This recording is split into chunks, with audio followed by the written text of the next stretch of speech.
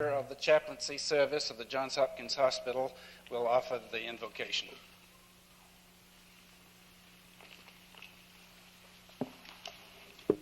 Let us pray. O God, all of us, and especially those who come now for the accoutrements of their degrees, stand where we have never stood before.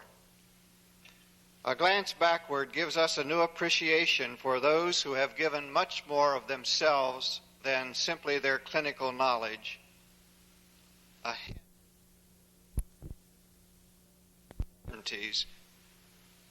And so it is both days and to reach out and turn loose for a future that is at best little more than a vision. And so in this time of turning loose and of reaching out, reassure us that in the midst of a rapidly changing world, yours is the most secure presence that we can find.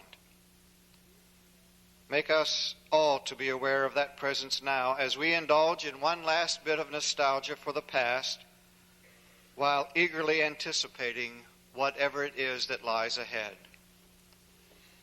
Amen. You may be seated.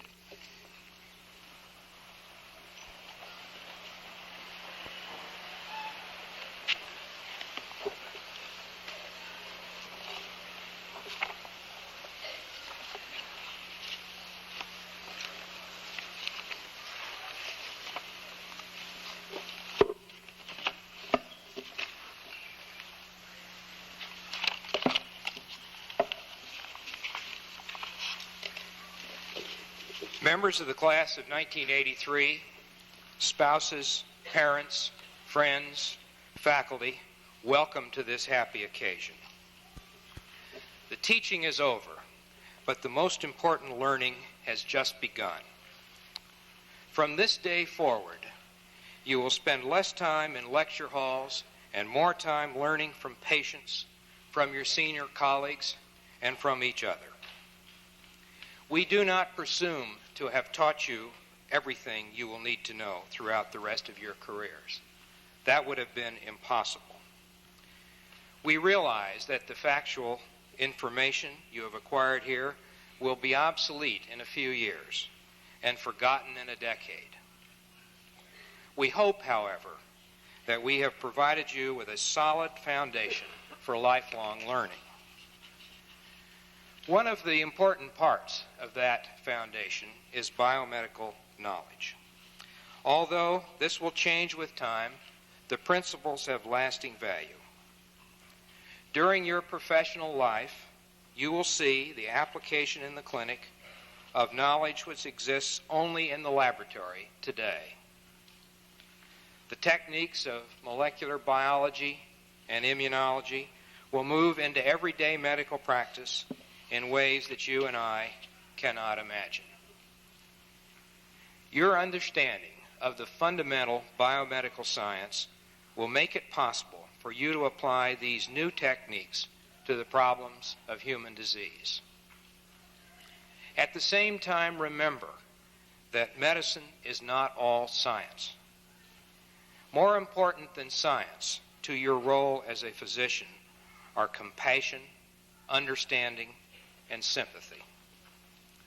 A great physician born 100 years ago, James B. Herrick of Chicago, put it well when he said that the physician should have a dual personality, scientific toward the disease, but humane toward the patient. Those are good words and worthy of your consideration.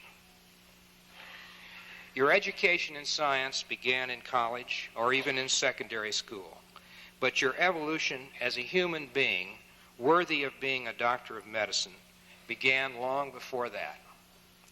It is your parents who gave you the properties of character, integrity, and devotion, which are essential to the practice of medicine. Because of this, we honor your parents, who probably have more to do with what you are and what you will be than anyone else. Many parents, and indeed spouses, have made great sacrifice to see you reach this glorious day. But all have provided support, and direction at a most important period in your lives. Parents and spouses and other relatives, we salute you.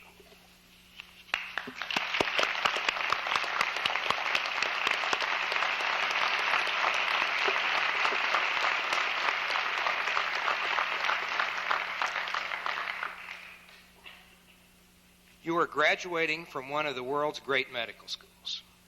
You have received an excellent education, and you will be successful.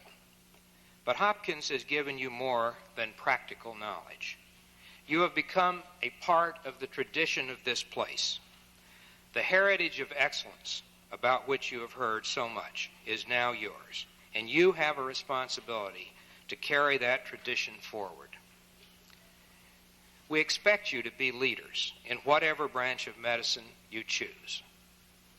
We know that you have the ability and the skills, and we know that Hopkins will be proud of you.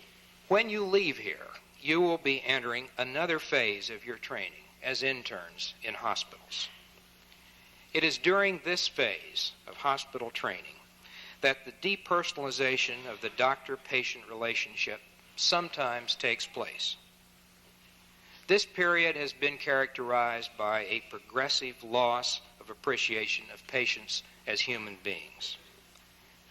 Patients are considered to be cases of this or that, or that an uninteresting case may be labeled with a derogatory term, which has no place in the vocabulary of someone dedicated to the healing art. I have considered the reasons for this change in attitude of young people entering house staff experience, and think, at least in part, they can be attributed to the pressures and competition, but also, to a certain extent, to the emphasis on technology in medicine. The young physician tends to think that everything can be solved by a procedure or a new drug, and one way of escaping from problems which cannot be solved in this way is to be scornful of them. Watch for the early signs of this malignant syndrome in yourself and in your colleagues, and take corrective action. Once again, remember the words of Dr. Ehrlich, and approach the disease as the scientist and the patient as the human being. This is merely a restatement of the golden rule of medical ethics, which is, treat the patient as you would want to be treated if you were the patient. Thank you.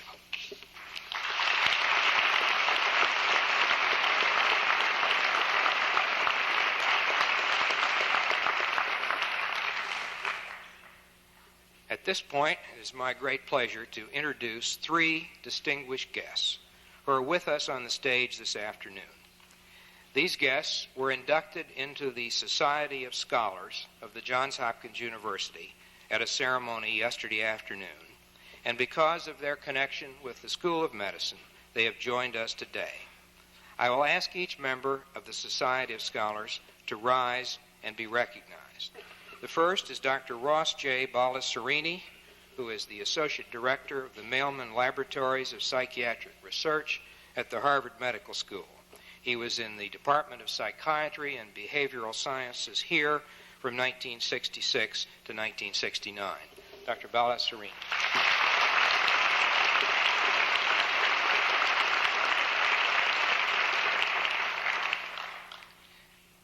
Dr. Malcolm A. Ferguson Smith is director of the Duncan Guthrie Institute of Medical Genetics in Glasgow, Scotland. He was in the Johns Hopkins Department of Medicine from 1959 to 1961. Dr. Ferguson Smith.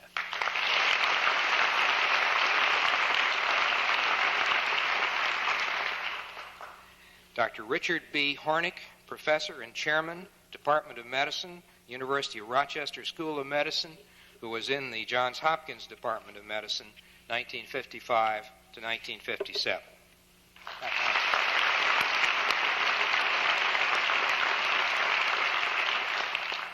I might say that many of you in this class are going to get to know Dr. Hornick very well, because he seems to have recruited a number of interns from this particular group. I would also like to call your attention to the fact that the faculty members participating in this convocation have been selected by the students and hence are being honored by the class of 1983. I would like these faculty members to stand and be recognized. Victor A. Mckusick, the William Osler Professor of Medicine.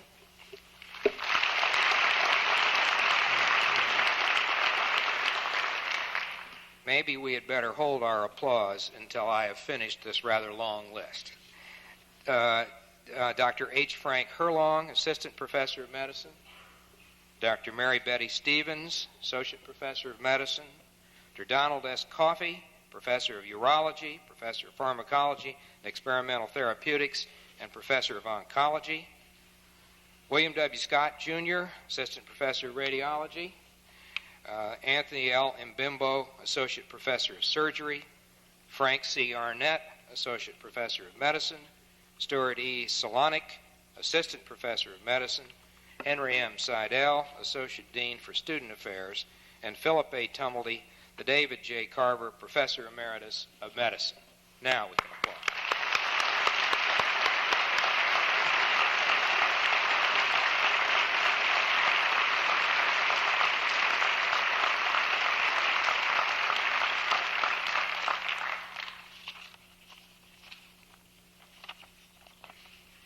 And now it's my pleasure to introduce a man who I've just introduced as one honored by the class, the Associate Dean for Student Affairs, Dr. Henry Seidel, for his comments.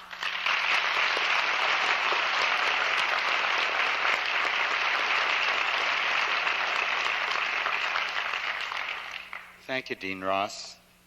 It's pleasant to have these few moments to be able to make some comments to the class and to families. I've got a message, as a matter of fact, that it was too late to get a memorandum out about. Mrs. Gitti Jaffe, who would be here this afternoon to become Dr. Gitti Jaffe, delivered Aaron Daniel Jaffe at 12:05 this morning.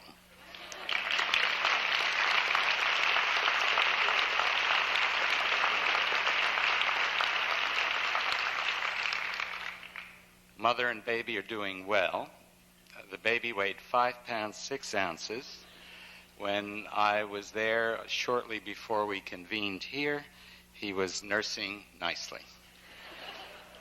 As a matter of fact, this class sets some kind of record. There are, amongst the MD and PhD graduates, a minimum of 4 mothers, of whom I'm aware, and at least as many fathers. And it ties a record in that we have the record of medical students graduating with numbers of children. That's at 3, and Jeff Taylor in this class is the father of 3 children. And I know some of those children are in the audience, and if they or the people who are holding them could stand up with them, I'd appreciate that. Where are they?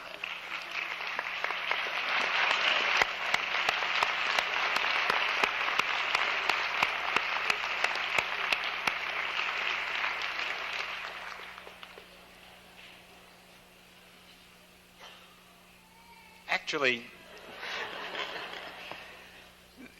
there's a lot of fun in all of being in medical school, and a lot of getting to know each other. The fact is that our graduates today, no matter which degree they're getting, MD, PhD, the master's degrees, come from at least 70 other educational institutions to Johns Hopkins. They're from 30 states and from 4 foreign countries.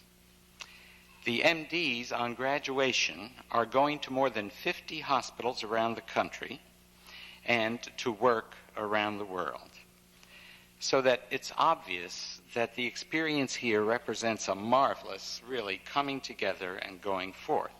It also represents the broad base of a medical education.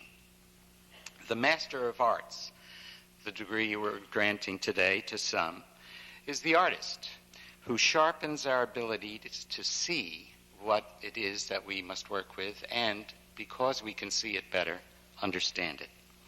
The master in clinical engineering, with the technological skills that are provided, extends our human competence.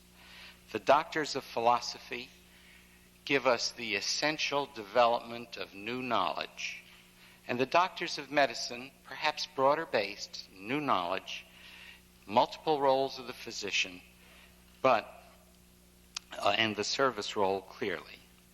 For each of these persons, regardless of the degree, there is a core of necessity, and that is the relief of human pain. A prior graduating class heard me say that William Carlos Williams was my doctor for the first 20 years of my life. And this marvelous poet-physician made house calls. He came to my house more times than I could remember. And I liked it when he came. I looked forward to it. One of his poems will tell you why, I think. You will contribute, I think, as you go out, to the deep satisfaction of the need that Williams sees for us in this poem so well. And he simply tells us about a house call. It's not terribly long. They call me and I go. It is a frozen road past midnight, a dust of snow caught in the rigid wheel tracks. The door opens. I smile, enter, and shake off the cold. Here is a great woman on her side in the bed. She is sick, perhaps vomiting, perhaps laboring to give birth to a 10th child. Joy, joy. Night is a room darkened for lovers. Through the jalousies, the sun has sent one gold needle. I pick the hair from her eyes and watch her misery with compassion. This, to a great degree, will be the substance of your lives, and it encompasses pain, but let me promise you, it encompasses joy too. Take care and Godspeed.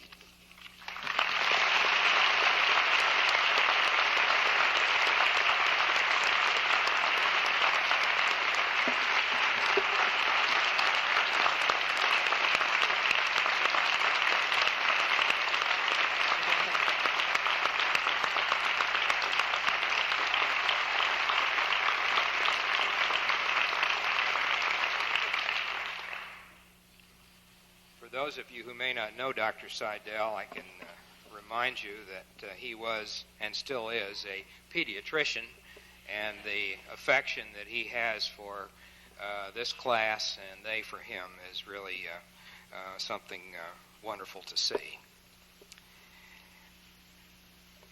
Dr. Mckusick, who's been introduced to you before, is a native of the state of Maine, and you'll notice when he speaks that there's still a touch of down east in his talk. He is a graduate of the Johns Hopkins School of Medicine, class of 1946. His training was in the Johns Hopkins Hospital, in the Osler Medical Service, a colleague of mine and many others in this room at that period. He made his name in science, in medical genetics, and then in 1973 succeeded Dr. Harvey as chairman of the Department of Medicine and has held that post as the William Osler Professor since that time. As I said, Dr. Mckusick's career began in medical genetics, but not really. Before that, it began in cardiology, and he recognized that cardiology had an organ around which they could center their scientific inquiry and base their discipline. And when he went to genetics, he found a certain lack of that identity. But I heard him say a day or so ago that he feels that the chromosome is his organ. And we are delighted because he has indeed done great things with the chromosome. He has many honors. He's a member of the National Academy of Science, many honorary degrees, which I cannot enumerate, but I'm sure most important to him is that he has been honored by you twice today. First, by your asking him to be the Chief Marshal, and secondly, by asking him to give the graduation address. Dr. Mckusick.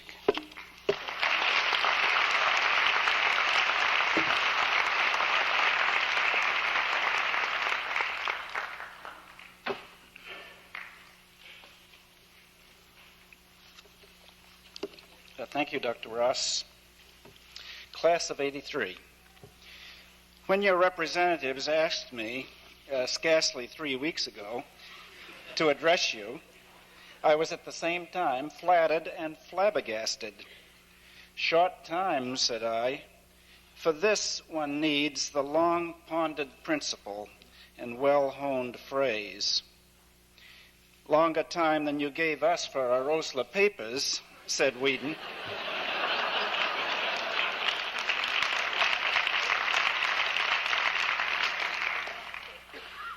And Epps reminded me that on September 3, 1980, about the only time I've spoken to you as a full class, I introduced you to clinical medicine at the beginning of the clinical skills course.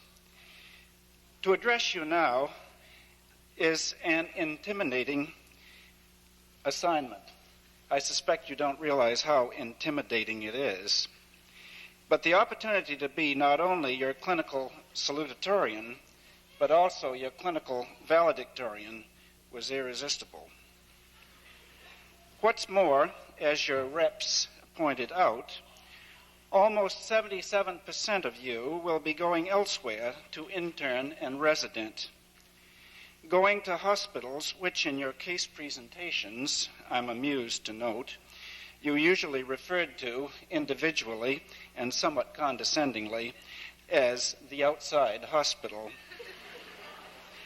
This address gives me an opportunity I would not otherwise have to introduce you all to the next phase of your clinical careers. This is your exit interview, if you will. In September 1980, I told you about mundane things, such as wearing neckties and white coats, but I focused mainly on three areas: the clinical tradition into which you were then being initiated, the central role of patients to the clinical process, including your clinical education, and the importance of communication in clinical medicine. I told you about the strong emphasis we place at Hopkins on high quality of case presentations. Communicating with your patients is, of course, critical. Beyond that, throughout your clinical careers, you are involved in communicating with fellow physicians with whom you share the care of patients, and you should be communicating with physicians at large through the written word. I pointed to the case presentations here in the Turner Auditorium at Medical Grand Rounds each Saturday morning as the gold standard, which we resist being debased. Clear presentation requires clear thinking. The good case presentation, oral or written, requires familiarity with the patient's problems to organize the information for logical, succinct, and precise delivery. Oral case presentations should be delivered, not read. Somehow that makes a big difference. Perhaps it's a subtle difference in tone of voice. Perhaps it's the eye contact between speaker and audience. A read presentation, especially an ill-prepared one, can easily be a mindless transfer of data, much of it irrelevant, from the history sheet and laboratory reports to the ear of the listener, but little beyond. I apologize for reading this address.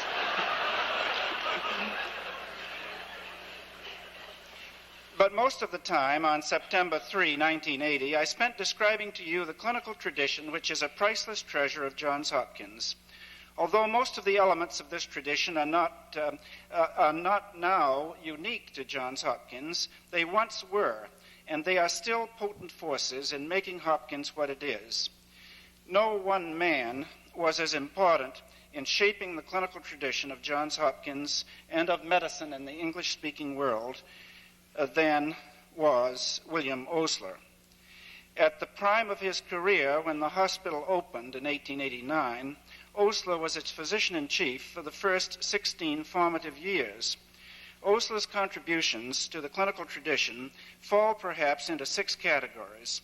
1, teaching on patients, learning from patients.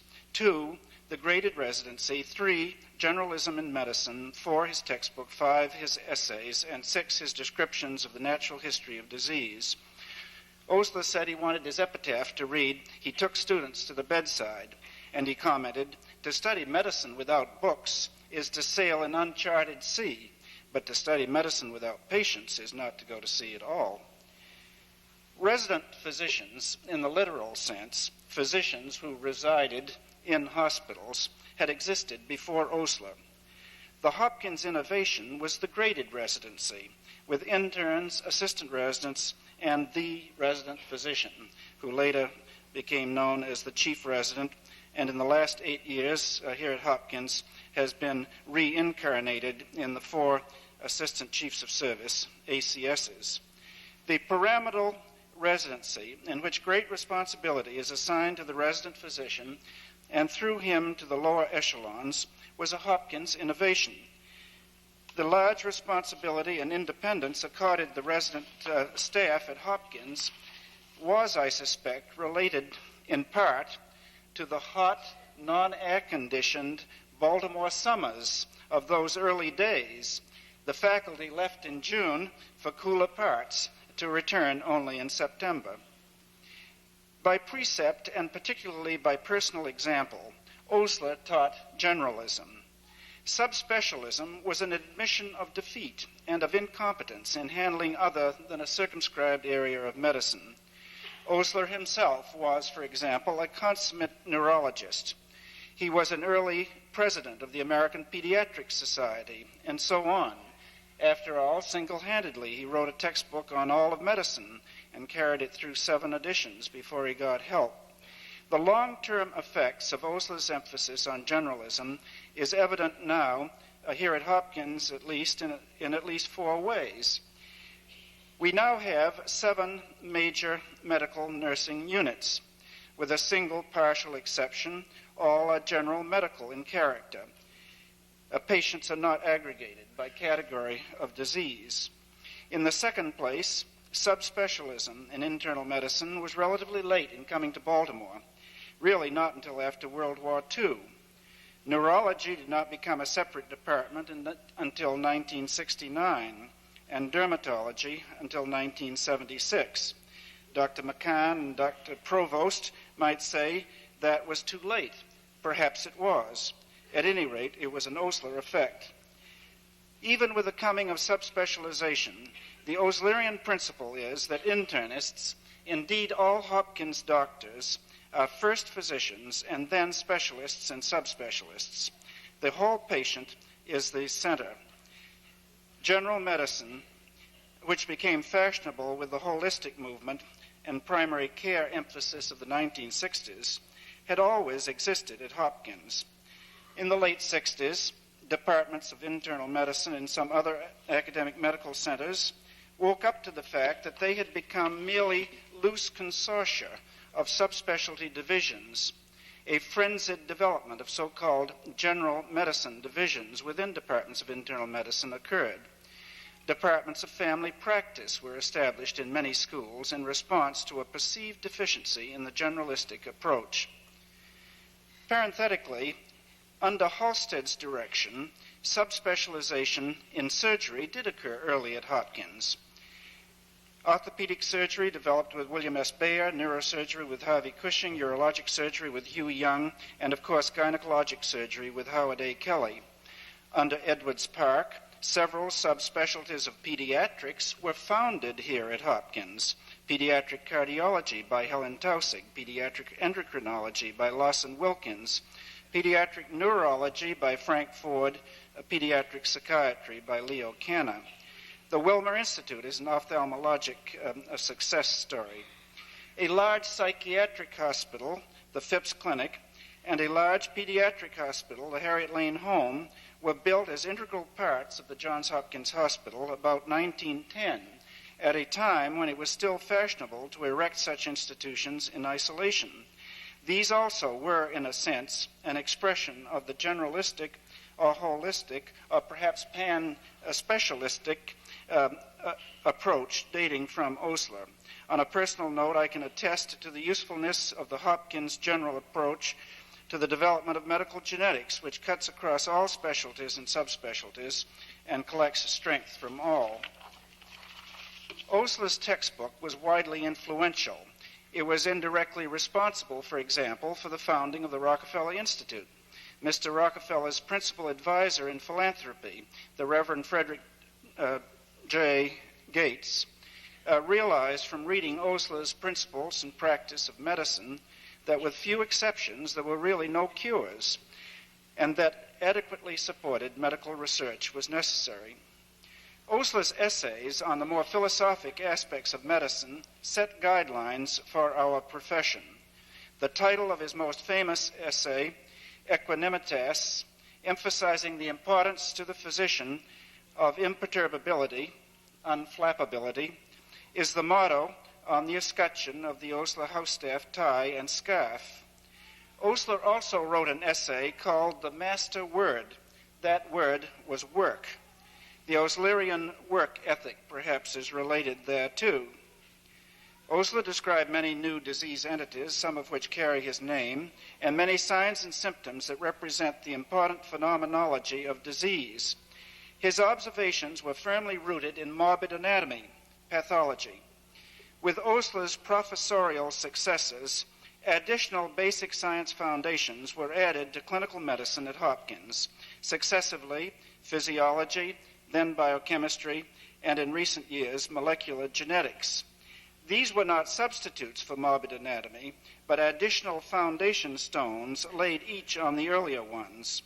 Osler's successor, Llewellyn F. Barker, brought basic science to the bedside. With his successor, Theodore C. Janeway, the full-time system of academic medicine was initiated at Hopkins, and physiology as a key to understanding of disease was emphasized. William Sidney Thayer represented the collaboration of the part-time and full-time clinical faculty, a cherished aspect of the ongoing Johns Hopkins clinical tradition. Warfield T. Longcope, a profound student of disease and the sick human being, was a stickler for the meticulous recording and charting of clinical observations. Dr. A.M. Harvey developed the art and science of differential diagnosis to a high level, shaped the organization of subspecialty divisions, and created innovative divisions in psychiatric medicine, biomedical engineering, clinical pharmacology, medical genetics, and others.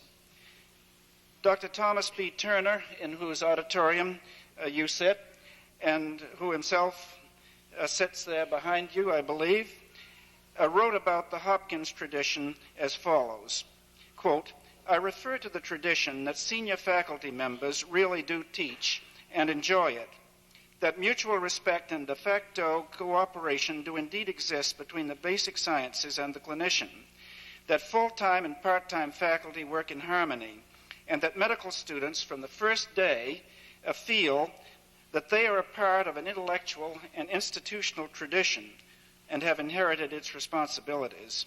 There is an unusual willingness at Hopkins to share one's professional and scientific problems and freely seek consultation among the many special skills that may help the patient along to recovery. Above it all, and mediating all the rest, is an acceptance of the enduring obligation to add to the sum of new knowledge about health and disease. Class of '83, when you entered, as most of you did, in 1979, the hospital was 90 years old. It was entering on the last decade of its first century. What a fabulous century this is for clinical medicine. Hopkins has been and is situated at the crossroads of medicine. These last 4 years, you all have been ideally placed to gain perspective on medicine in this vital period and to trace the trajectory of medicine into the future. You have walked the long corridor of the original John Shaw Billings Hospital. No matter that it now is carpeted, that it gives off lateral extensions and interconnections, that a month before you arrived in 1979, the front door was turned around 180 degrees. No matter that the vertical pavilion scheme of the original John Shaw Billings Hospital has given way largely to a horizontal layering by departments, so that the Department of Medicine is not exclusively in the Osler building, or the surgical department is not limited to the Halsted building, but each department occupies 3 floors of 3 buildings. This fundamental rearrangement was an architectural response to the problems created by our getting bigger. It makes for better adjacencies and interactions, and from a pragmatic standpoint, less dependence on elevators.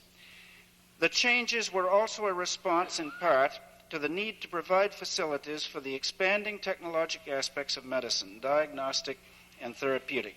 For example, new imaging techniques, radiation therapy, specialized methods of intensive care, the bringing of obstetrics and neonatology into contiguity. The hospital has evolved like a living organism as medicine has evolved. The old and the new have been tied together skillfully.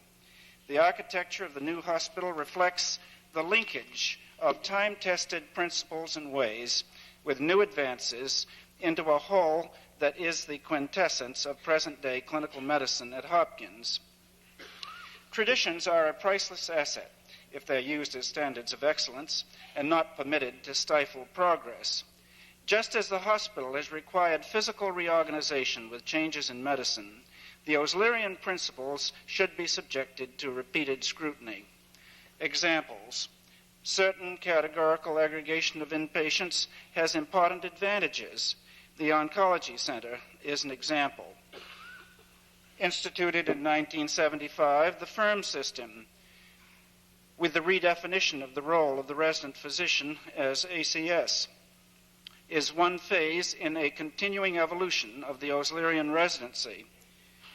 For the best of patient care and training alike, the monolithic pyramidal residency is beginning to give way to other patterns with tailor-made training tracks for residents with particular career goals, and to variations in residency staffing patterns on nursing units, depending on the nature of the particular unit. It is of interest to reread Osler on work in connection with review of the present-day stresses of medical student and house staff training. I worry that the Oslerian work ethic may select persons other than those who are most creative and who have those humane qualities that are subsumed under the word compassion. The clinical work ethic, complete dedication to patient care without creativity and compassion, and on the other hand, creativity and the greatest compassion without a work commitment are each worthless. The formula for accomplishment in clinical medicine remains about 99% perspiration and 1% inspiration. Yes, you've walked the long corridor. You also have, in part perforce, become acquainted with the origins of the eponyms that are part of our everyday clinical vocabulary. Used for signs and symptoms, diseases, and clinical phenomena, many of them, 60 or 70, derive from Hopkins persons who walked the long corridor before you, or for others who happily still walk it. Eponyms help establish our connection with our professional forebears. Dr. Harvey stated it well when he said, quote, "The basic tools and concepts that we use in the pursuit of scientifically oriented medical practice stand out more vividly when cloaked in the robes of historical origin." Most of you have visited the room under the dome where Osler wrote his textbook in 1891, and some of you have compared sections of that textbook with corresponding sections in present-day texts. Most of you have ascended to the top of the dome. What better way for each of you to acquire a sense of your place in the history of medicine, in the port city of Baltimore, and in the world beyond the horizon? Class of '83 looking to the next phase of your clinical careers, what will I be telling the new Osler interns the last week in June? I'll be telling them the same things I've been telling you in September 1980 and since. Medical education is a continuum. Your clinical career is a continuum that began for you on September 3, 1980, and will not cease until you cease the practice of medicine. It is a learning process and a serving process that has patients as the center of focus and basic science as its underpinning. You should be lifelong students. To the new interns, I will say, approach each patient in a scholarly manner. In that way, you can do best for your patient and be in the best position to advance the art and science of medicine. I will emphasize the intern's responsibility to patients. I will emphasize their social responsibilities, their professional responsibilities, their scientific responsibilities. Among social responsibilities, I will include that for the efficient practice of medicine in an age of spiraling healthcare costs. That responsibility, that social responsibility for what is now referred to usually as cost containment. This social responsibility is really closely related to the physician's intellectual responsibilities to approach each problem in an intelligent manner, because usually that turns out to be most cost effective. Under professional responsibilities, I will include their obligations, dating at least from Hippocrates, to teach their fellow house officers, their medical students, their nurses, and the profession generally through publication of the observations they make. One thing I will not be telling the new Osler interns is that their job for the next year is a sinecure. On the contrary, I will tell them that it is likely to be physically and yet, yes, emotionally, the most demanding of their lives, but that it should be the most soul-satisfying year of accomplishment, a year when they will discover a capacity for work they perhaps never knew they had, a year that will provide them with the confidence and self-discipline for a lifelong career in clinical medicine. There are certain housekeeping matters that I will need to call to the attention of the new interns. They're necessary of emphasis for the smooth operation of the complex society that is the hospital. Relations to attending physicians and consultants, for example. Several years ago, I devised 10 commandments, which in biblical diction and with an element of humor, review some of these practical points. For example, Commandment 3, thou shalt eschew a rule-out philosophy and shall not order laboratory tests injudiciously. Commandment 4, thou shalt not indiscriminately use expensive drugs, antibiotics, and plasma expanders. Commandment 5, thou shalt not transfuse blood or allow blood to be transfused into thy patient without first signing the slip to indicate that thou hast confirmed the identity of thy match. And the last, Commandment 10, thou shalt not moonlight. In a more serious vein, but continuing the biblical diction, here also the ancient words quoted by Osler, to cure sometimes, to relieve often, to comfort always. This is our work.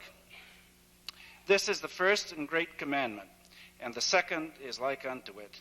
Thou shalt treat thy patient as thou wouldst thyself be treated. End of exit interview. Godspeed.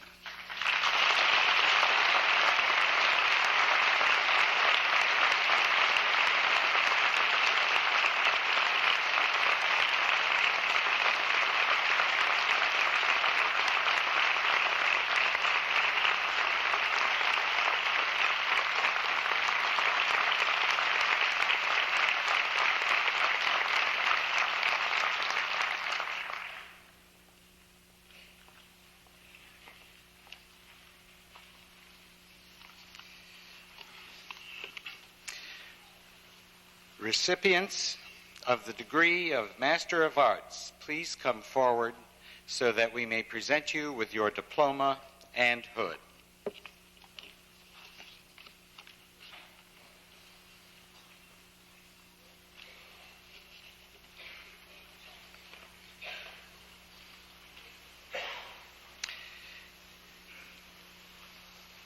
Joseph Brown Dixon.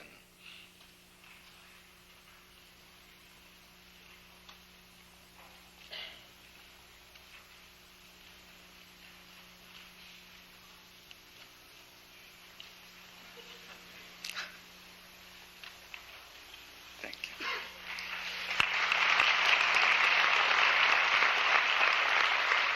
you. Robin Beth Lazarus.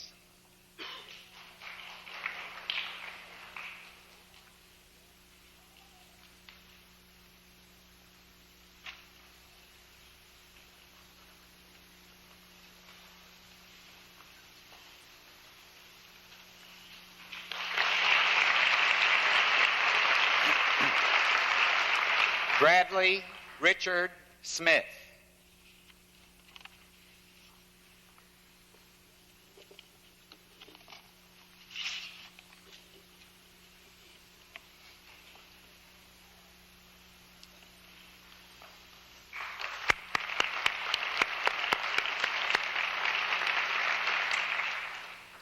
Will the recipient of the degree of Master of Science in Clinical Engineering please come forward? Gary Bateman Wixom.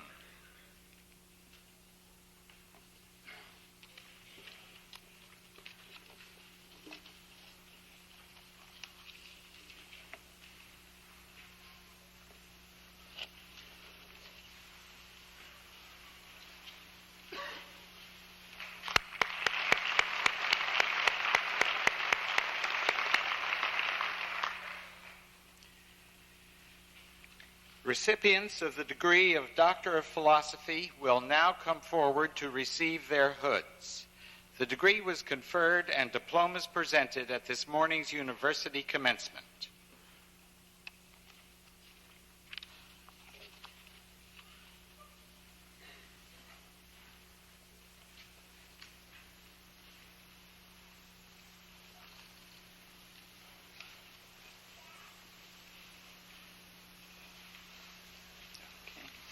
William Seth Aronstein.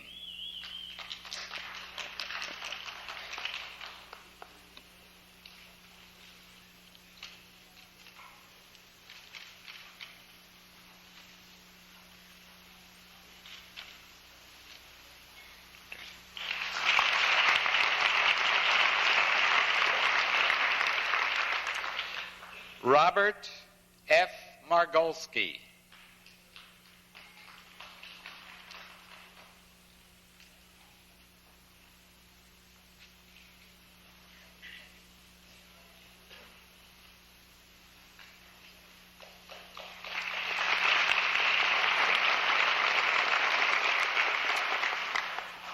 Teresa L. Murphy. Dr. Murphy is one of the four mothers I was talking about.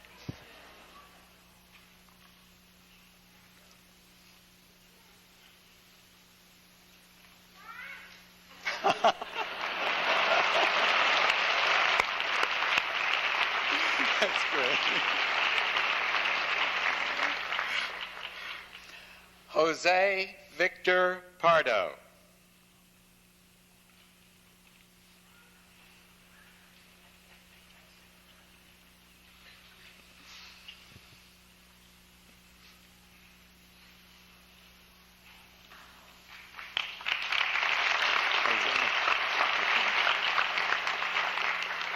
Marion L. Plunkett.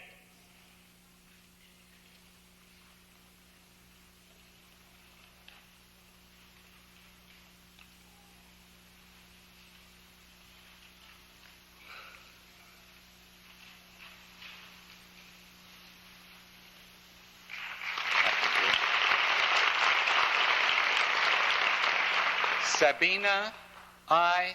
Robinson.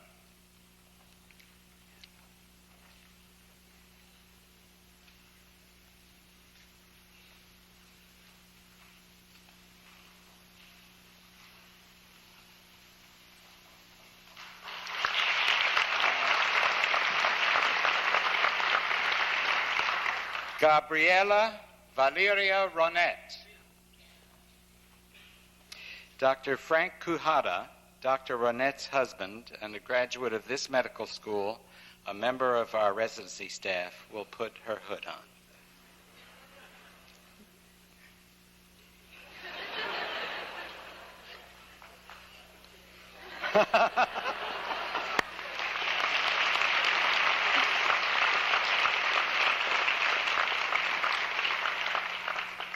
David A. Scheinberg.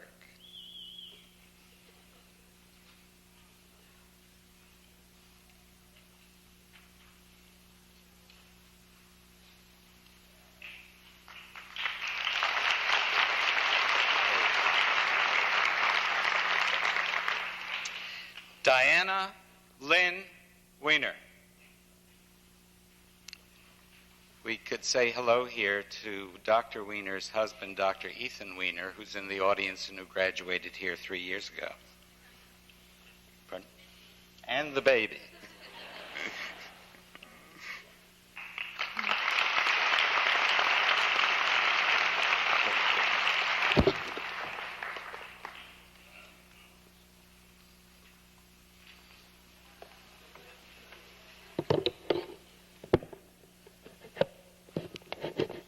We'll see if it still works. Tommy Kwok-Wing Wong.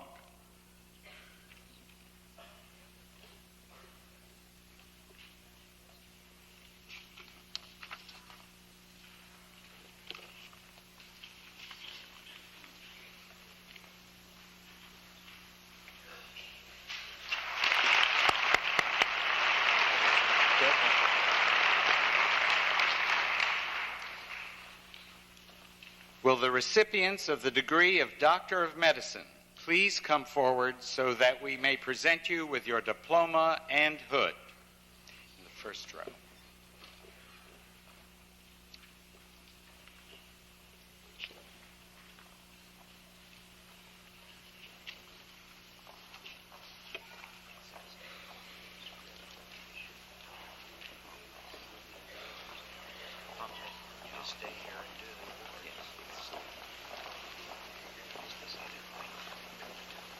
I'm not sure.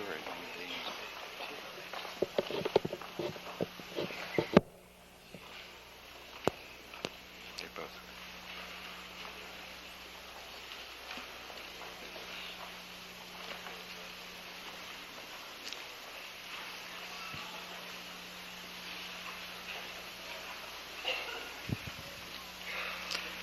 Okay. Peter Gus Agoris.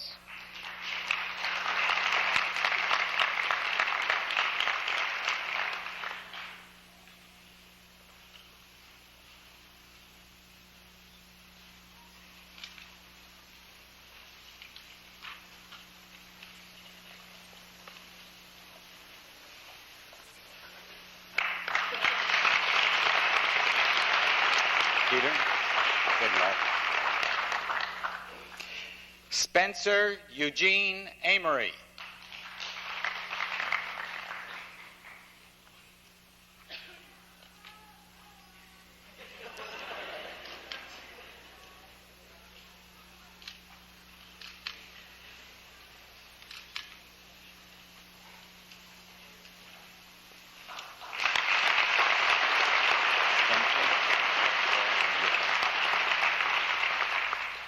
Jeffrey Owen Anglin.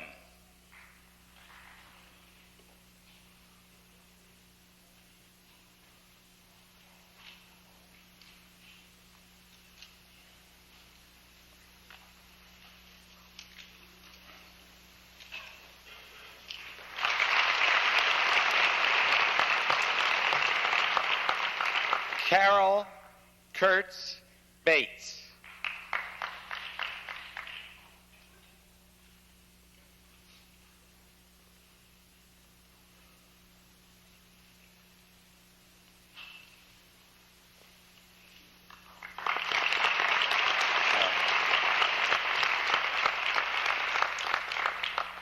David Westfall Bates. They met in medical school.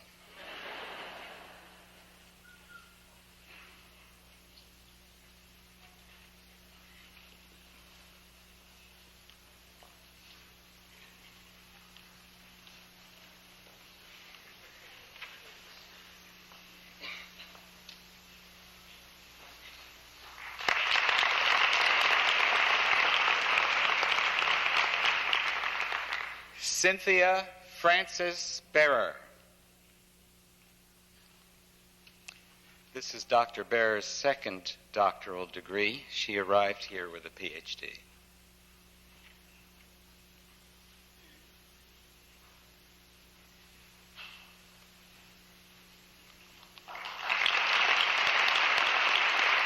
Cindy, take care. Peter Christian Belitzos. Dr. Belitzos' brother, Dr. Nicholas Belitzos, a member of our faculty, will invest him with his hood.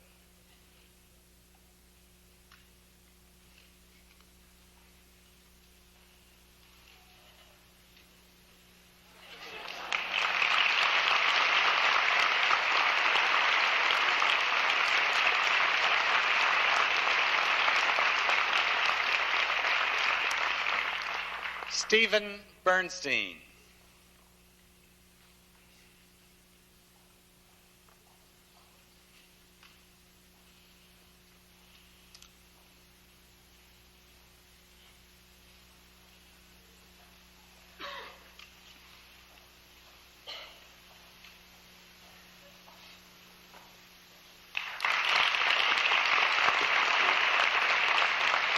Sean Joseph Bird.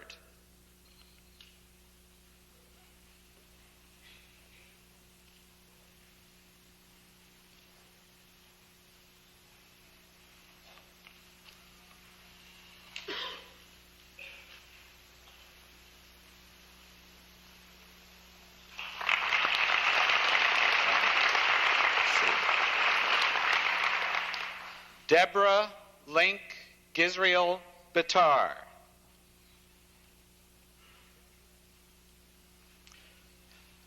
Dr. Bitar's husband, George, graduated from the Cornell Medical College 2 days ago.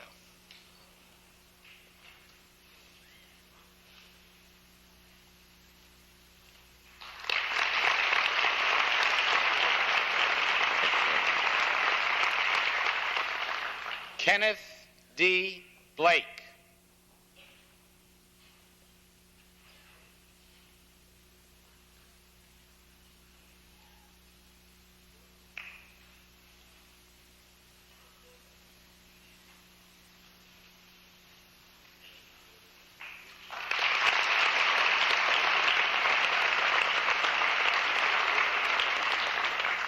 Carrie A.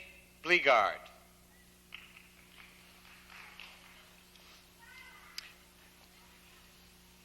Dr. Bleegard's husband, Eric, graduated here a year ago, and he's in the audience.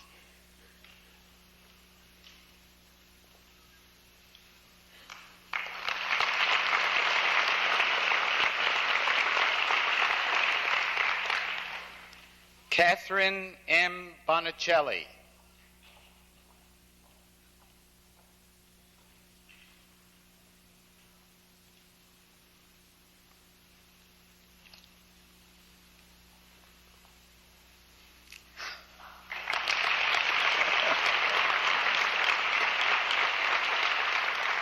David Scott Borislow.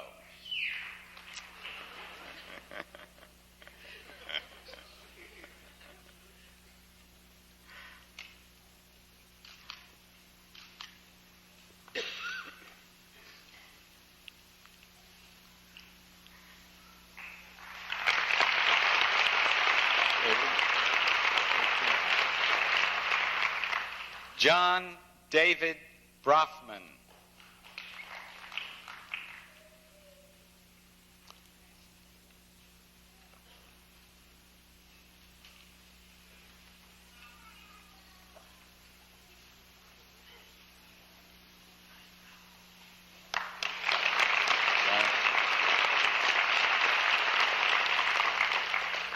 Teresa Marie Busher.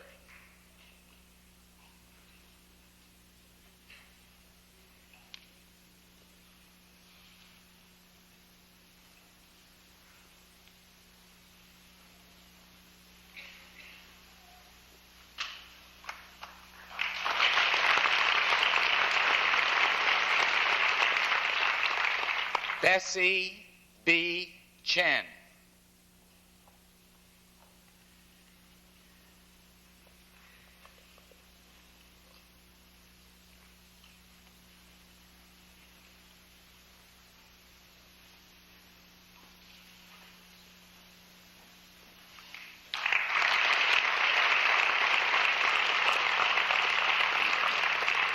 Sander M. Zeskind Cohen.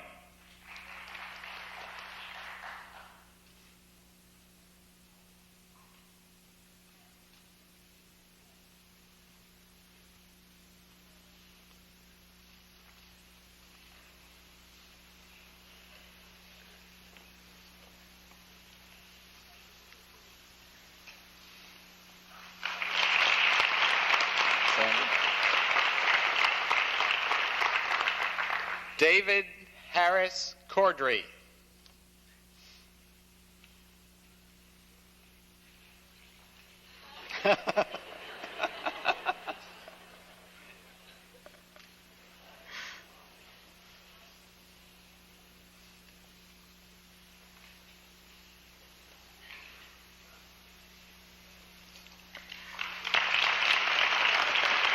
Thank you. Lindsay Crumlin, Jr.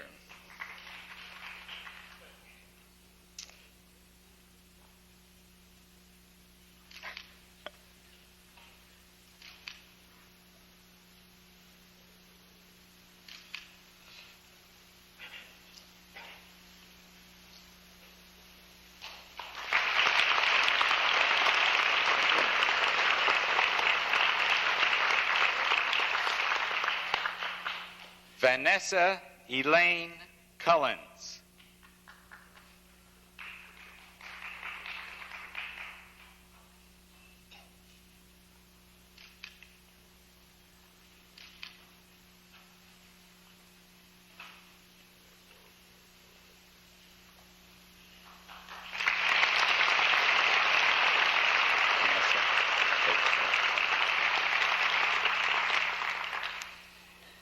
Gina Ann Dalabetta.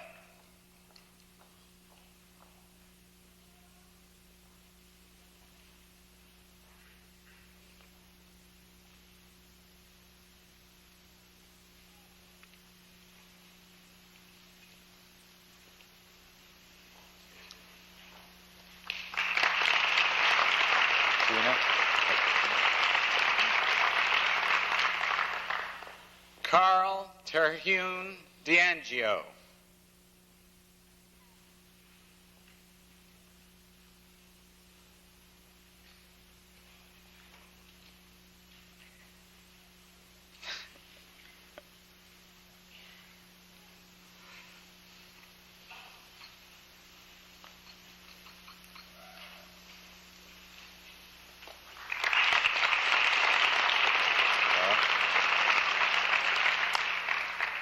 Pascal Carl Davidson II.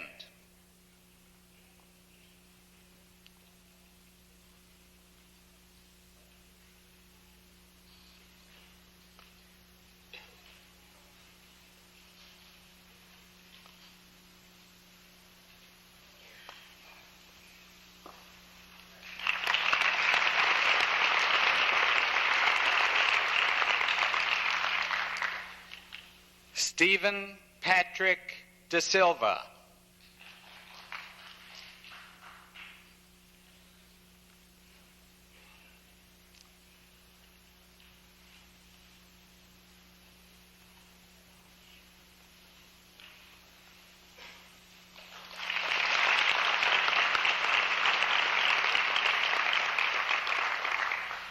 Lisa Chinwe Egbuonu. There are some of you who may wonder about the salmon pink hood that Dr. Egbuonu is wearing and the one that Dr. Crumlin was wearing. There are several here, you will note, who last night got their degrees of Masters of Public Health from the School of Hygiene and Public Health, and who did it during the course of their career in the medical school.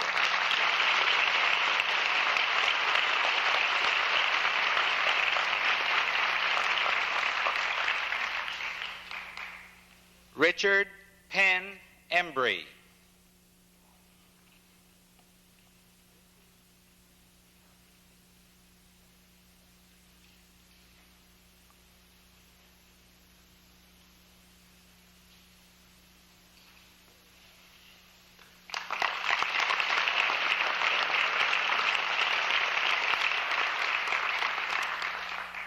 Charles Harry Epps III. Dr. Charles H. Epps, Jr., a member of our faculty and an orthopedic surgeon, will put the hood on his son, Charles.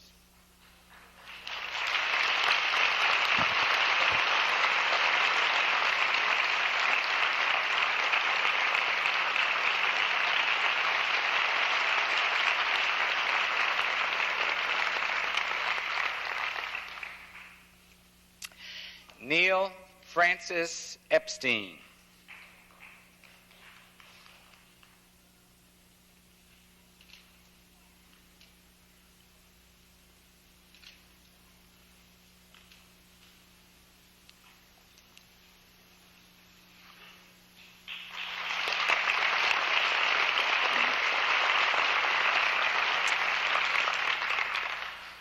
Brian Keith Estwick.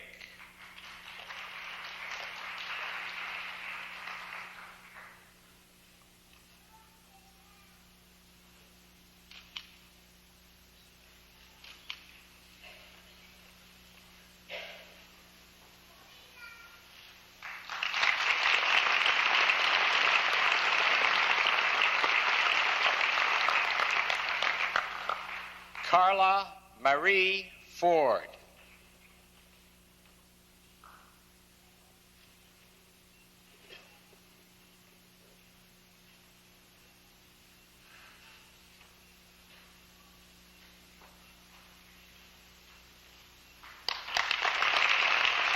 Hi, Carla.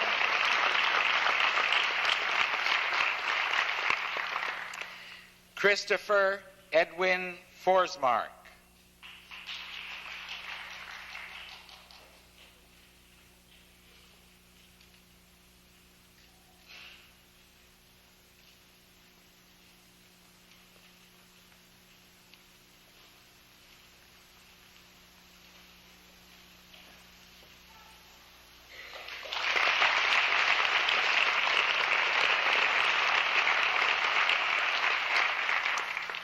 Wendy Ann Franklin.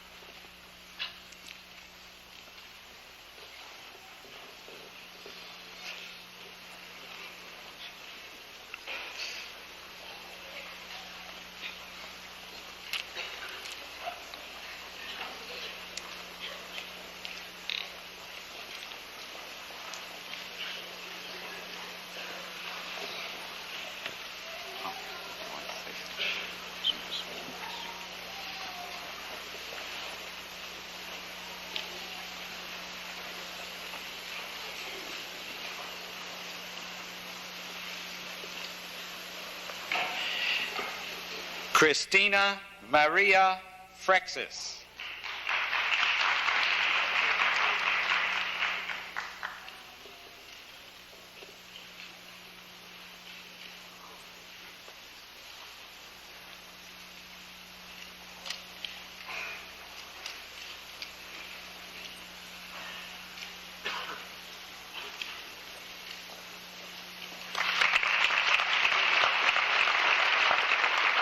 Good luck. Farid Garagazlu.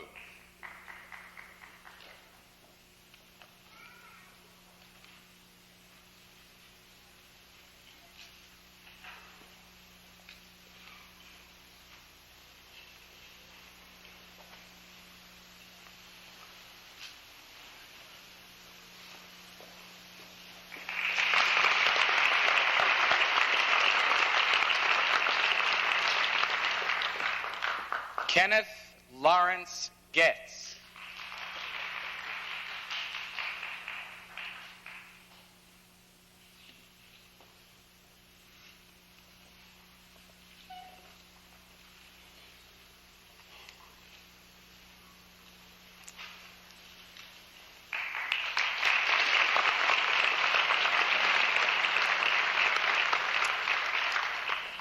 Jill Goldman.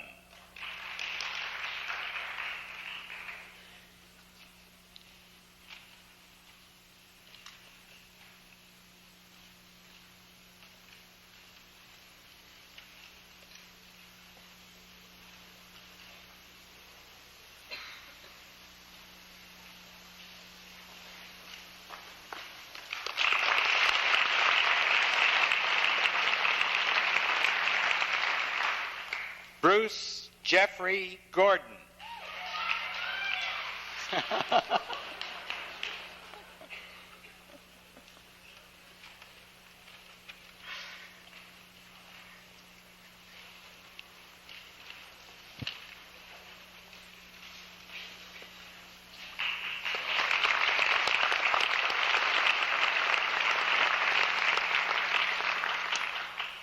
Walter Proctor Harris, Jr.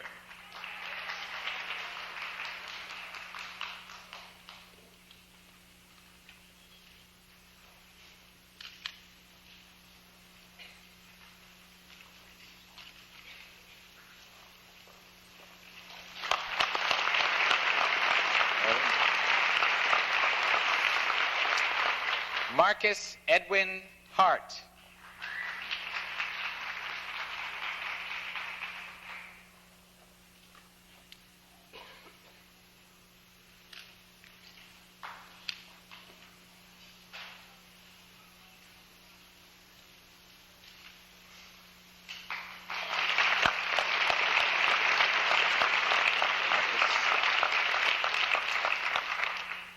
Alan Reed Hay.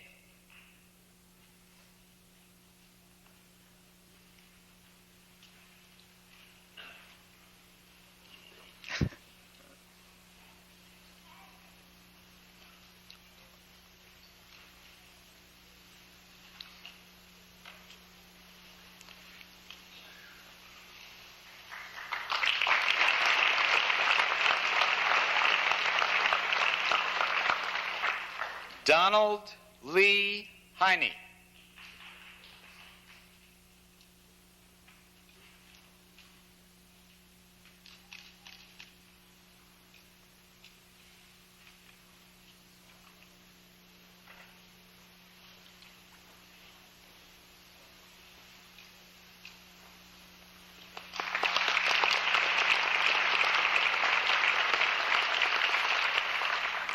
John Gaylord Heller.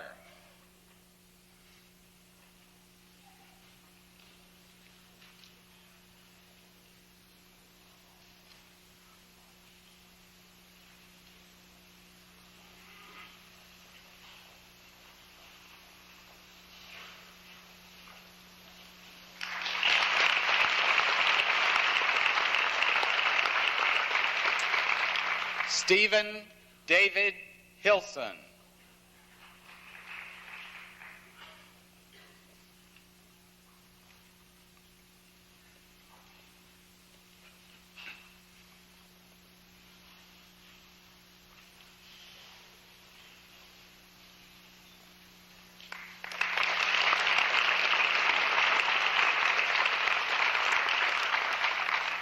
Brian L. Hiel.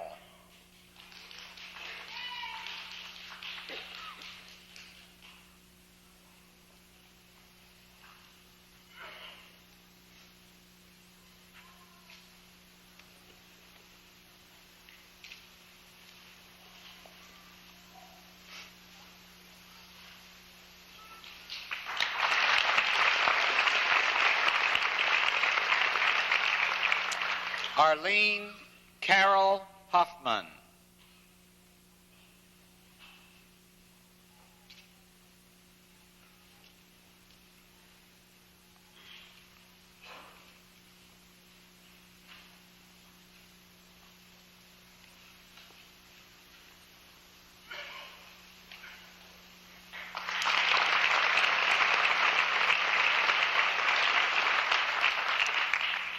Scott Allen Hofteaser.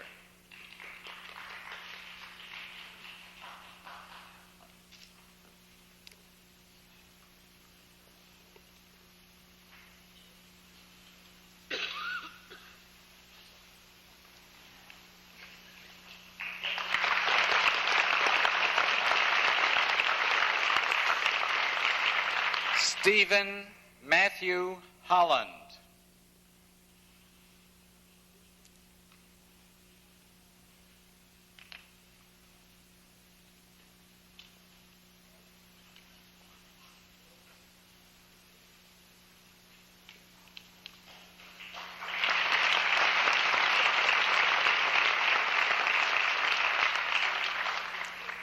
Iridel Waddell Eigelhart III.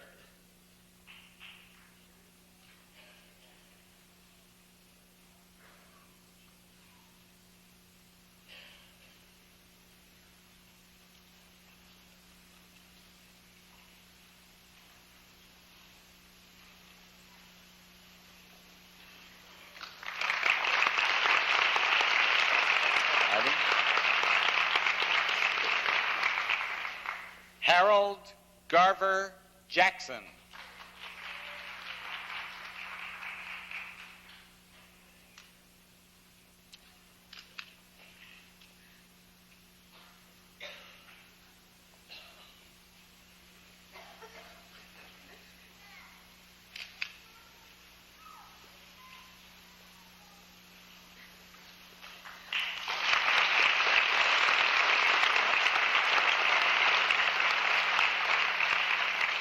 Cornelius Jacobus Jansen.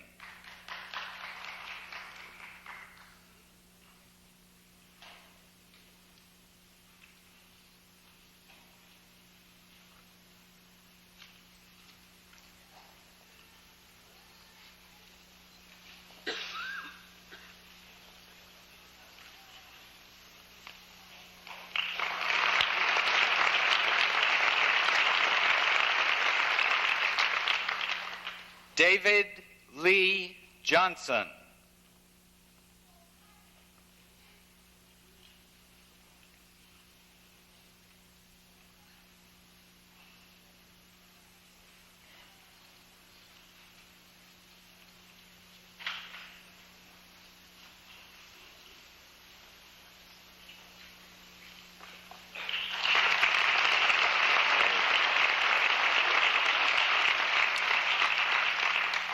Donald Joel Koish.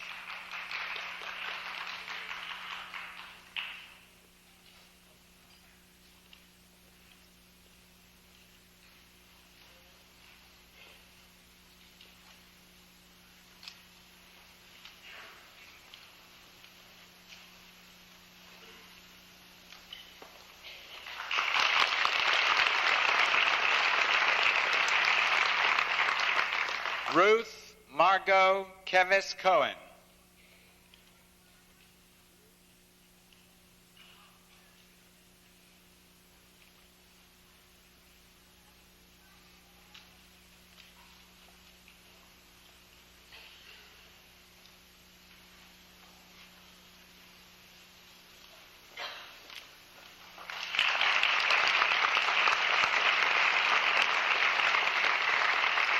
Nancy Carol Kine.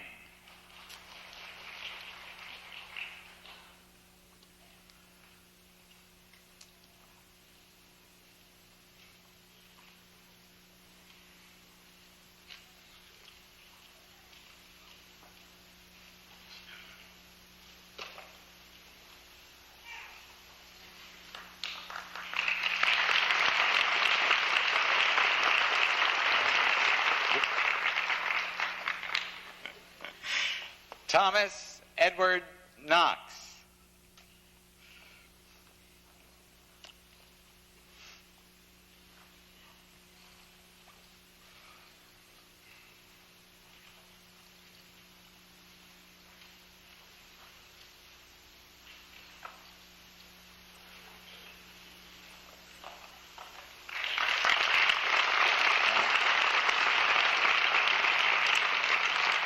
Robert Alan Krieger.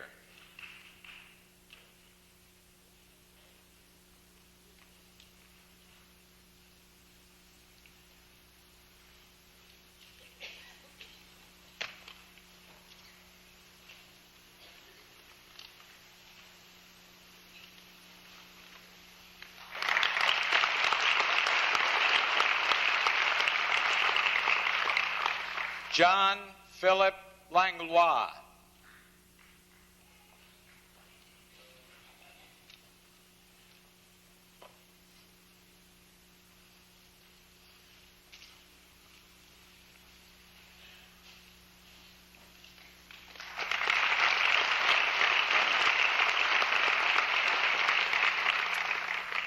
W. P. Andrew Lee.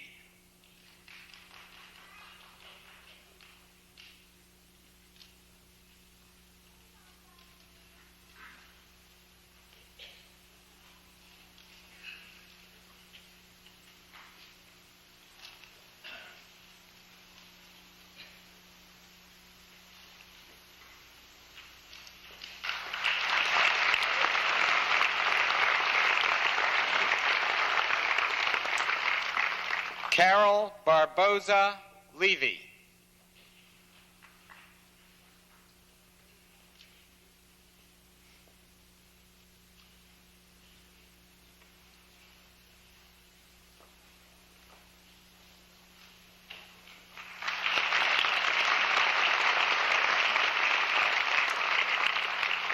John Martin Leonard.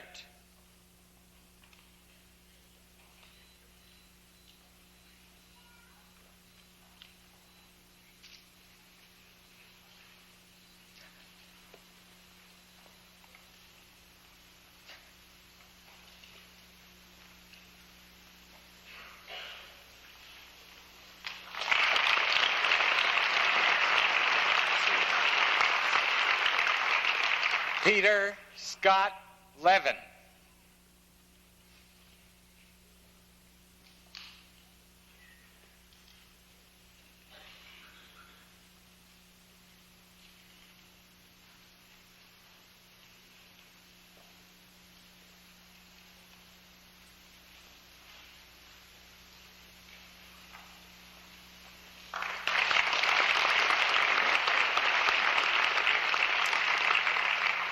Kelvin O. Lim.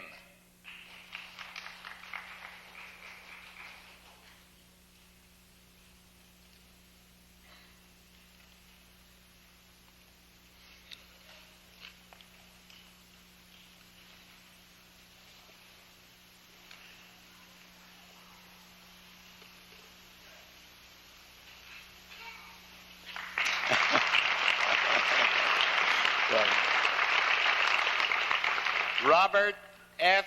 Margolski. You'll notice that this is Dr. Margolski's second time up here today. He received earlier the degree of Doctor of Philosophy.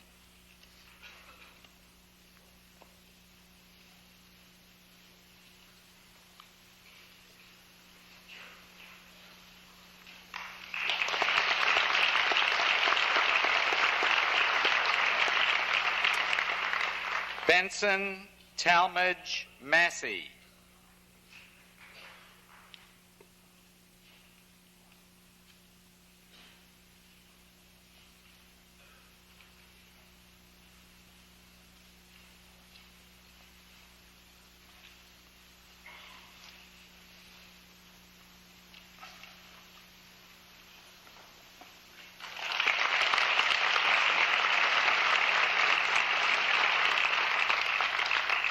Mara Joyce McGuire.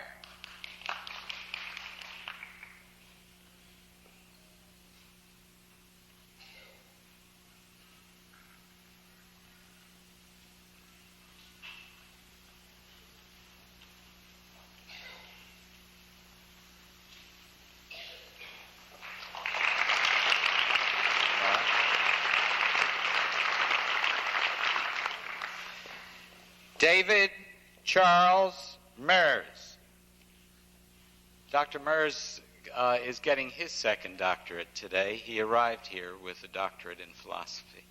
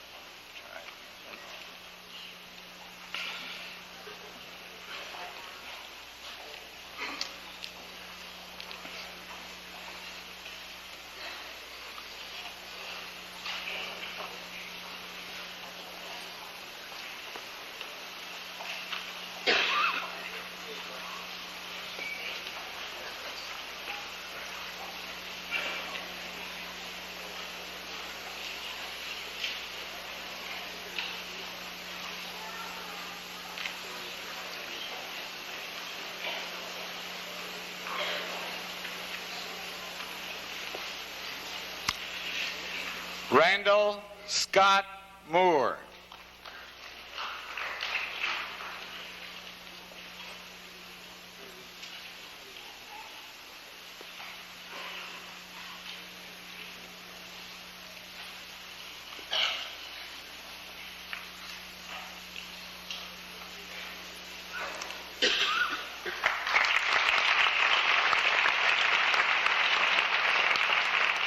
Sebastian James Morton.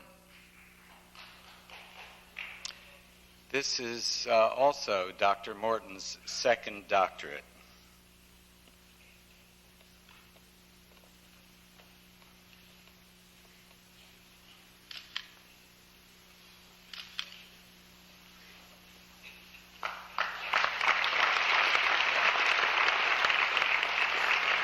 Leslie Mukow.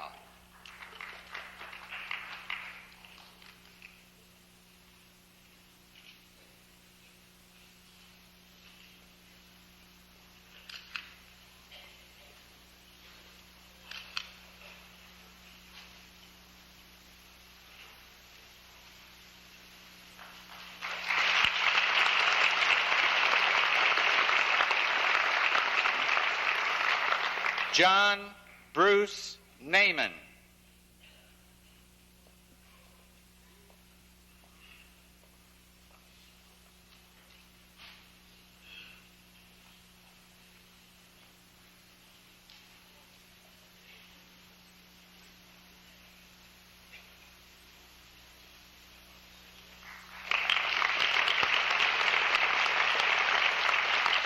Jeffrey Mann Nelson.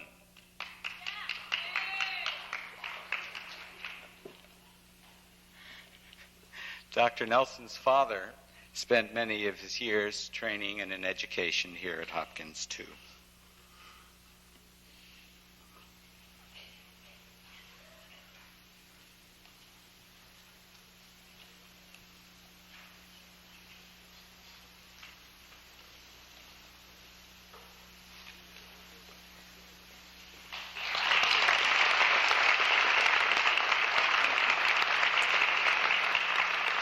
Martin John Nelson.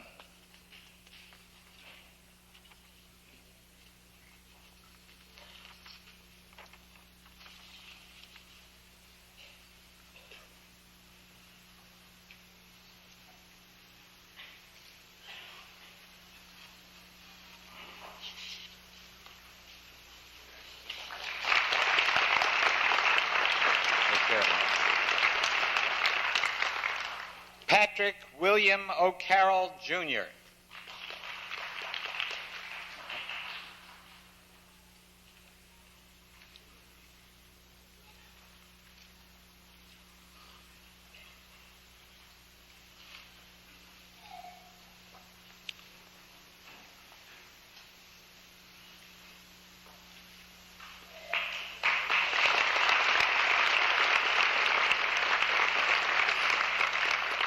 Jose Victor Pardo.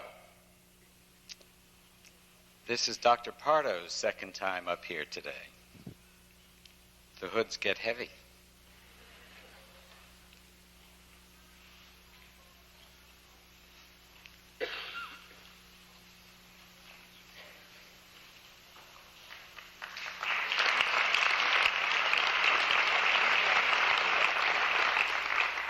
Diane M. Powell.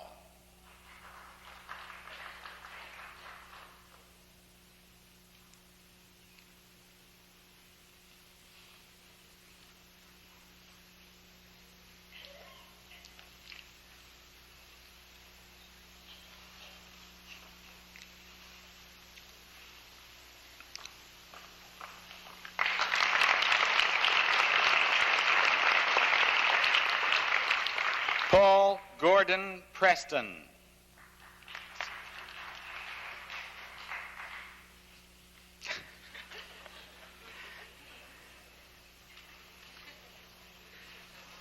They're all to be commended.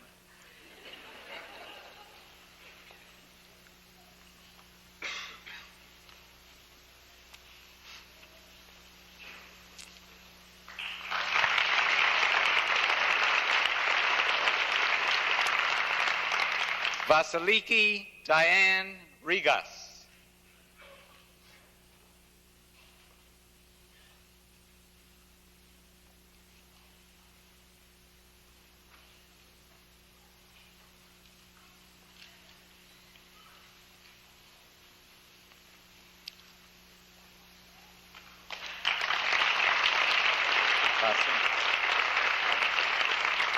James Robert Robusto.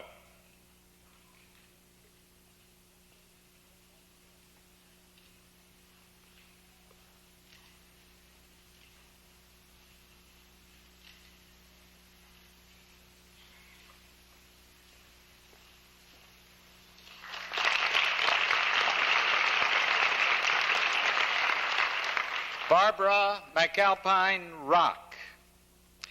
Dr. John Rock, Dr. Barbara Rock's husband and a member of our faculty in the Department of Gynecology and Obstetrics, is investing her with her hood.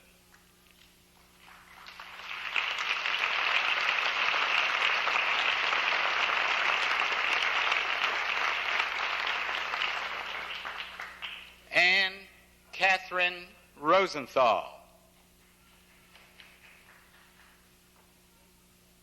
Both of Dr. Rosenthal's parents have had educational experience here at Hopkins.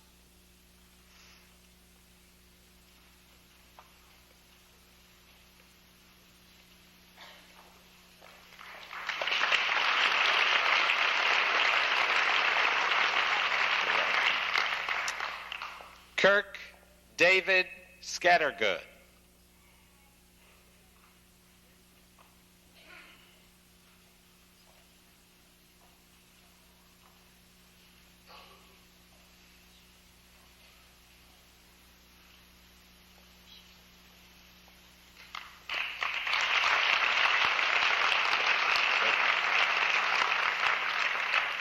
David A. Scheinberg. This is Dr. Scheinberg's second visit this afternoon.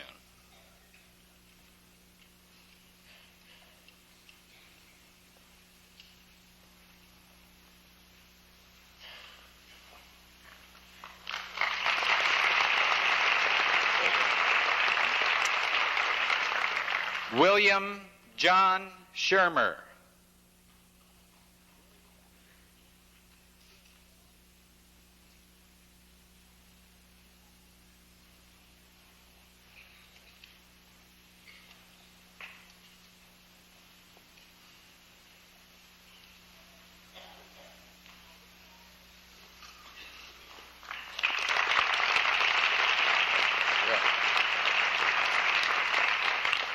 Peter Andrew Schneider. Dr. Mary Hotchkiss, a member of our residency staff in ophthalmology, is Dr. Schneider's sister-in-law, and she is investing him with his hood.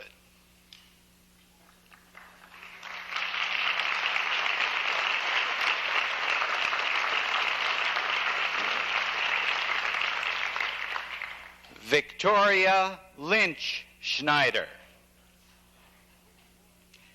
Need I say more? Actually, there are Dr. Hotchkiss and Dr. Lynch are two of three sisters who are graduates of this medical school.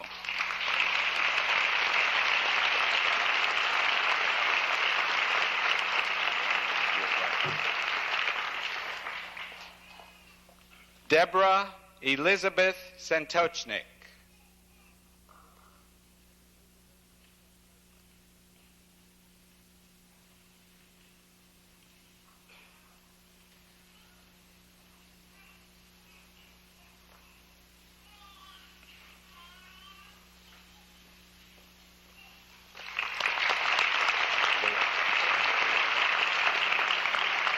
Ira Mark Shapiro.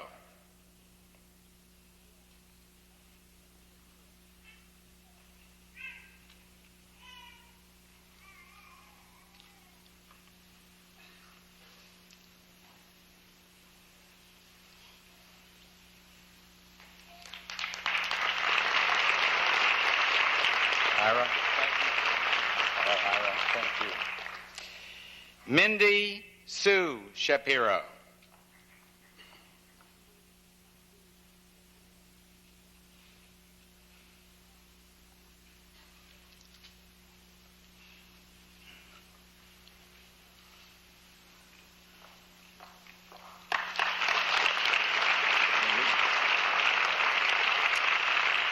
Lynn D. Silver.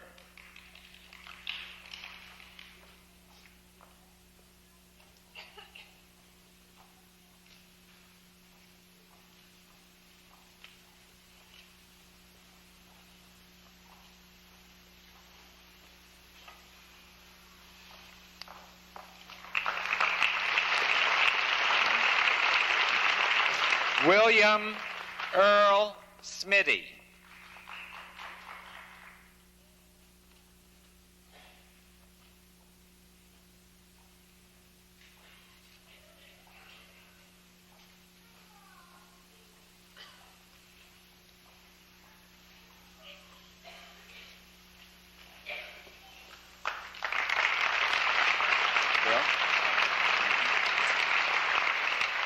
Stephen Raymond Smith.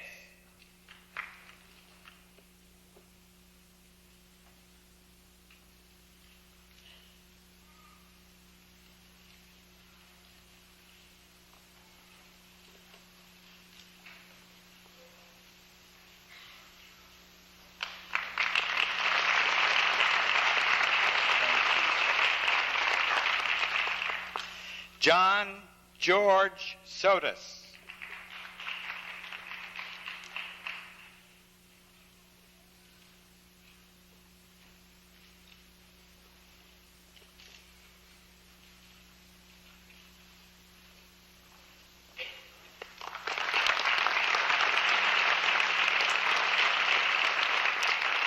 Ellen Ruth Simons Strahlman. Dr. R. Scott Strahlman, a member of our house staff in pediatrics, will invest his wife with the hood.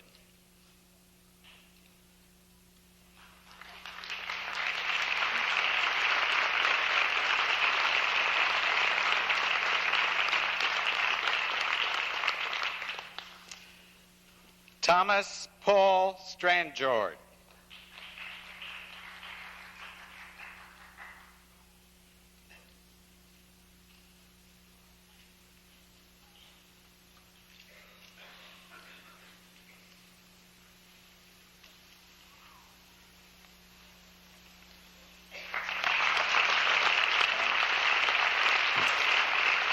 John Thompson Sulebarger.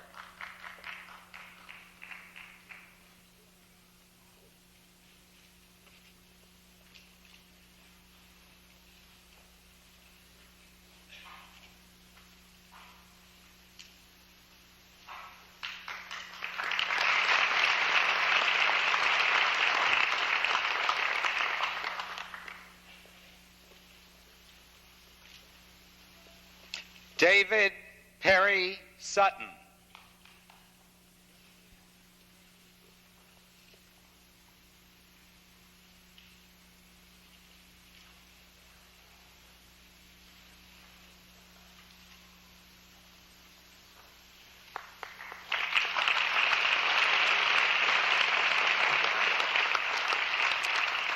Sissy Myant Tan.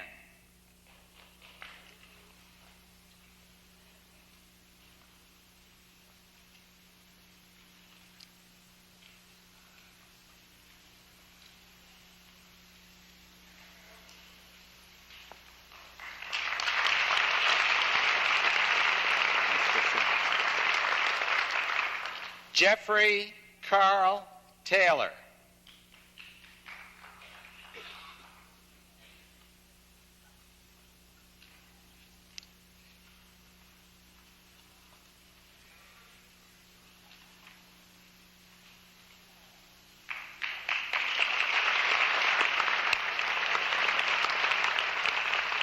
Mark Anthony Taylor.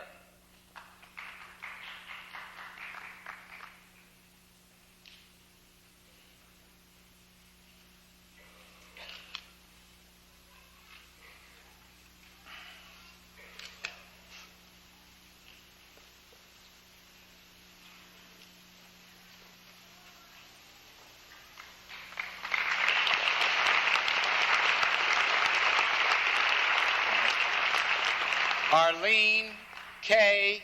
Tom.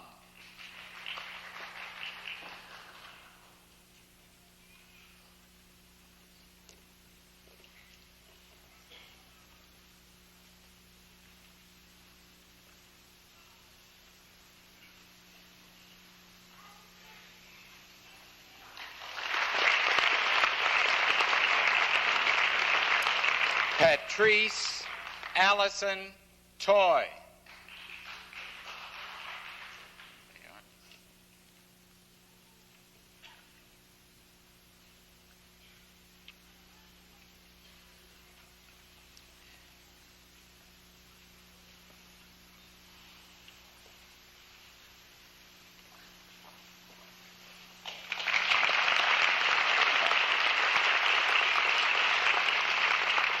Ian Stephen Udvarhai. Dr. Udvarhai's father, Dr. George Udvarhai, a member of our faculty in the Department of Neurosurgery, will place the hood on his son.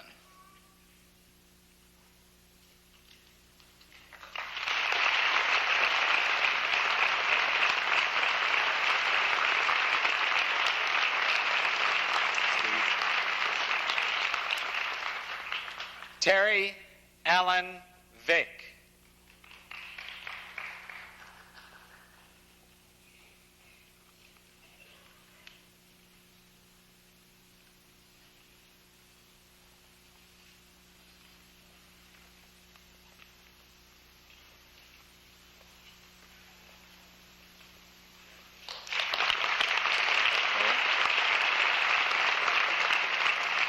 Winter Keenan Vick. They met in medical school.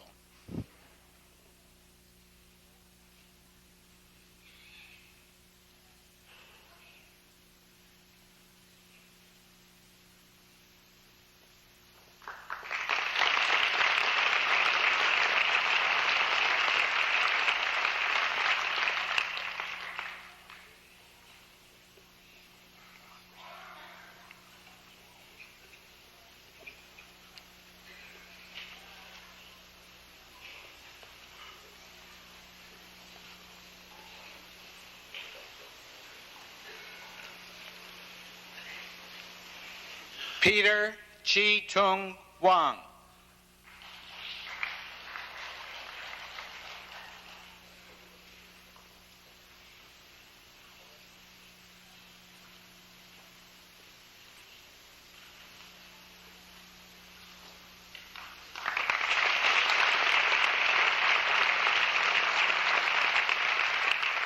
Jeffrey Allen Weinstein.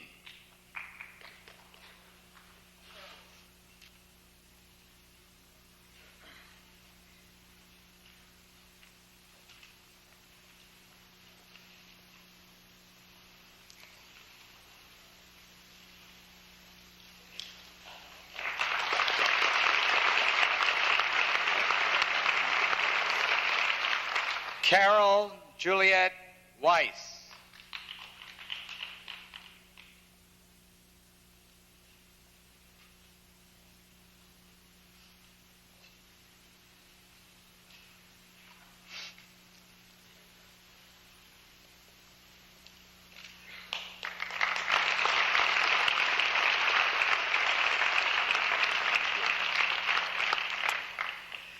David Eugene Whedon.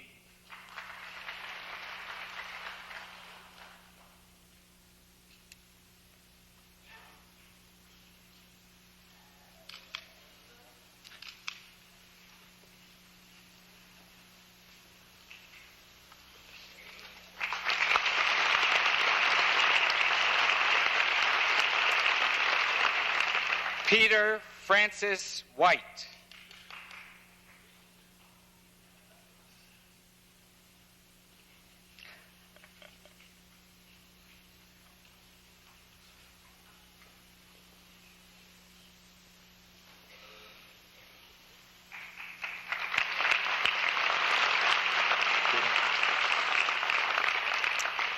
Raymond Wesley Wilson.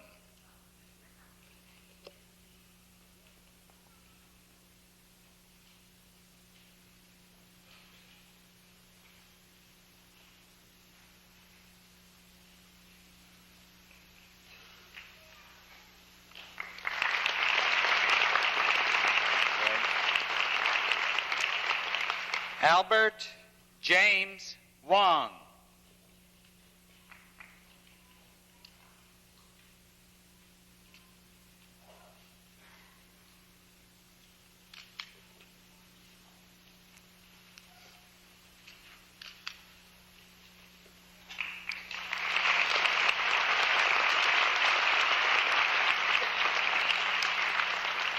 Andrew Yang.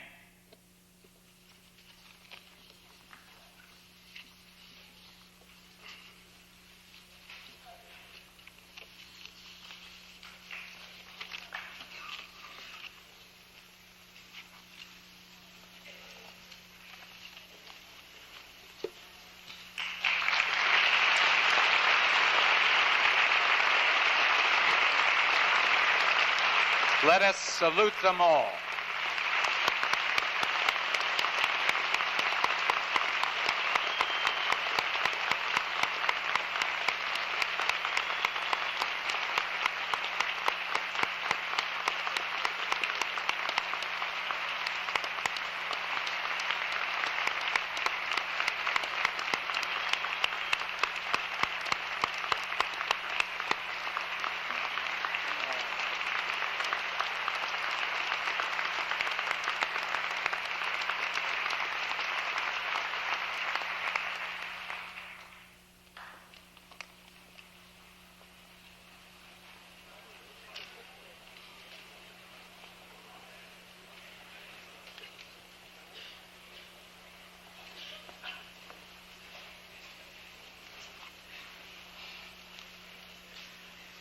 That's wonderful, isn't it?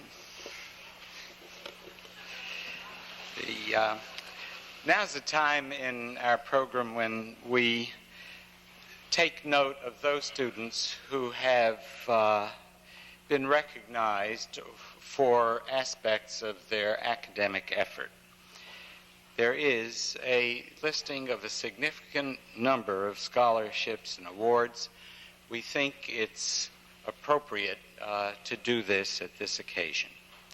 The Henry Strong Dennison Scholarship for Excellence in Biomedical Research. In 1937, the Hopkins University received from Henry Strong Dennison Medical Foundation an endowment fund of $100,000 to be known as the Henry Strong Dennison Fund for Medical Research in honor of one of our graduates, Henry Strong Dennison, in the year 1908. Henry Strong Dennison scholarships are awarded on recommendation of the faculty and selection by the Committee on Awards, a group of the faculty. Members of the senior class who have received Henry Strong Dennison scholarships are, and I would suggest that we withhold applause until all of the students are named. They are Sander M. Zeskind Cohen, and if he would stand, Peter Andrew Schneider, Brian Leaf Hiel, David Charles Mers, William Earl Smitty, Ellen Ruth Simons Strahlman, Terry Allen Vick, and Albert James Wan.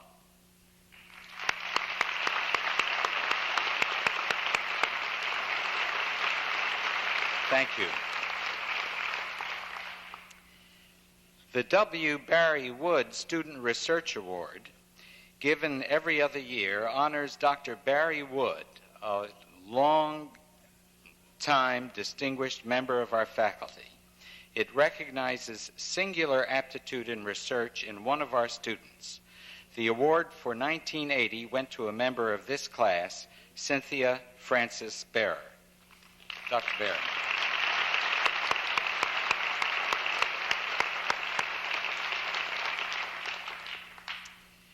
Alpha Omega Alpha Honor Medical Society. The Alpha Chapter of Maryland was established at the Johns Hopkins University School of Medicine in 1906. Medical students with outstanding academic records are elected to membership in their senior year. The following members of the graduating class have been elected to membership in AOA. Jeffrey Owen Anglin, if Jeff would stand. Sean Joseph Bird, Gina Ann Dalabetta, Stephen Patrick De Silva, Lisa Egbuonu, Richard Penn Embry, Carla Marie Ford, Christopher E. Forsmark, Kenneth Lawrence Getz, Ruth Kevis Cohen, John Martin Leonard, Randall Scott Moore, Paul Gordon Preston, Barbara McAlpine Rock, Anne Catherine Rosenthal, Mindy S. Shapiro, Ellen Ruth Simons Strahlman, Tom Paul Stranjord, Patrice Allison Toy, and Winter Keenan Vick.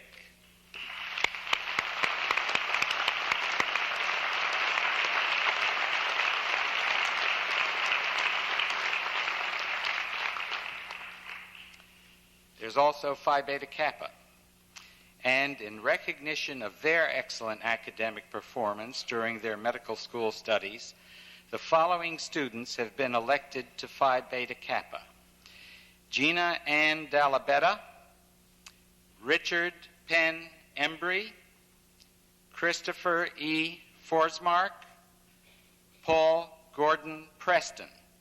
And if they would remain standing, there are other members of this class who have been elected to Phi Beta Kappa in the past, and if they would stand, I'd appreciate that.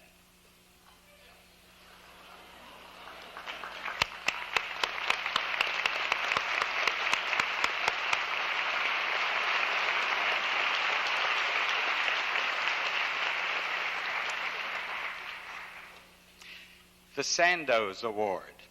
The Sandoz Pharmaceutical Company has provided an award which is to be given to that student who has demonstrated excellence in pharmacology. The recipient is chosen by a committee of faculty from the Department of Pharmacology and Experimental Therapeutics. The recipient this year has already been up here twice, Dr. David A. Scheinberg. And if David would come up, I'd appreciate it.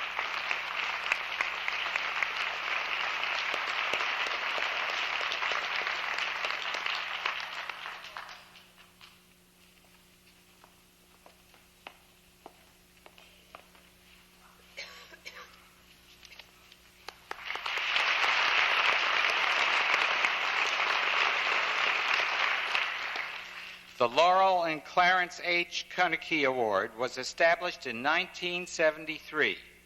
The award is given to that student showing the most promise in the field of gynecology and obstetrics. The recipient is selected by a committee in the Department of Gynecology and Obstetrics, and this year that recipient is Vanessa Elaine Cullens.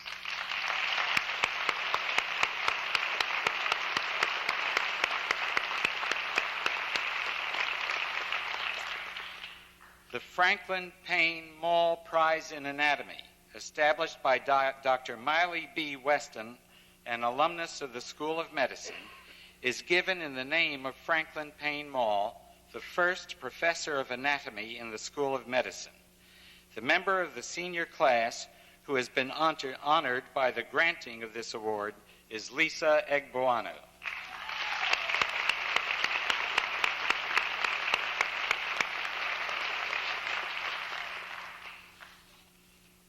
The Paul Ehrlich Award in Clinical Investigation was established to honor Dr. Paul Ehrlich. The funding was originally provided by Dr. Emanuel Libman of Libman-Sachs fame, and it takes note of the clinical investigative efforts of our students. This year's award was given to William Earl Smitty.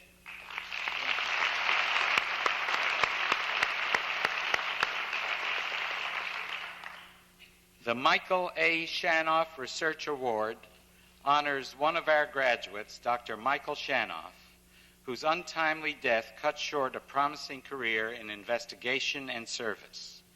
The competition for this award is intense, the quality of the research efforts high. The award went to two of this year's graduating class. Dr. David Danner could not be here. Dr. Gabriela Valeria Ronette is, and if she would stand.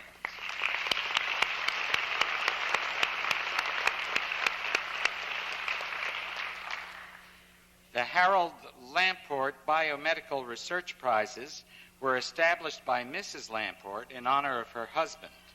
Their purpose was to stimulate interest in research amongst medical students. Dr. Lamport himself was a distinguished physician and physiologist who was one of the early developers of spacesuits. The persons in the class of 1983 who received Lamport Awards were Stephen Matthew Holland, Terry Allen Vick, and Albert James Wong, who received an award twice, once in 1982 and once in 1983.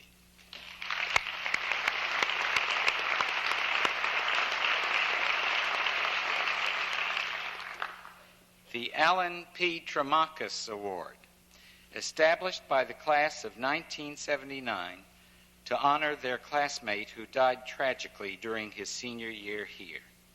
It gives significance to Alan's intention to follow a career in cardiology, and the honoree is selected by the Division of Cardiovascular Medicine of the Department of Medicine. Andrew Yang of this class was the recipient of this award when it was first given in 1981. Andrew.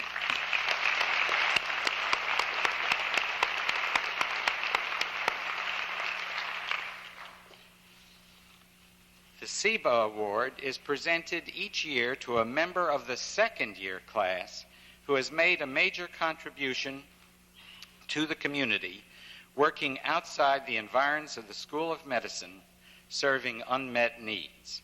The member of this senior class who won the SIBA Award is John Gaylord Heller.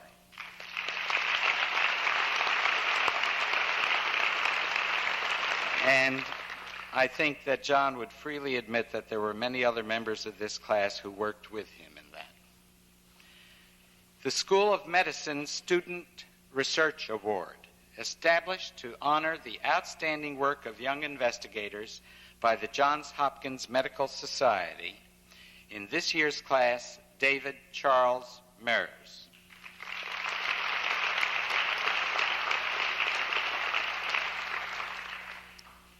The David Israel Macht Memorial Prize was established this year by Dr. Macht's family to commemorate the centenary of his birth. Dr. Macht was a member of the faculty of both the departments of pharmacology and medicine in the early part of this century. He was a pioneer in the field of opiate alkaloids. The prize recognizes excellence in investigation by a student in the School of Medicine, and the prize this year to Dr. David A. Scheinberg.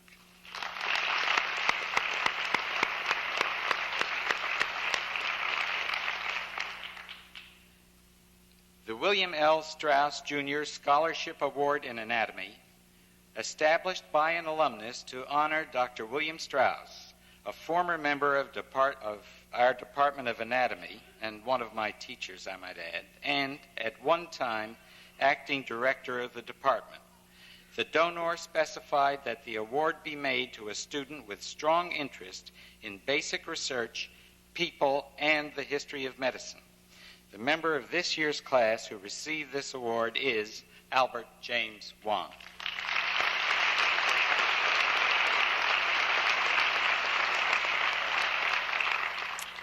And now we have, I can tell you, 3 more awards.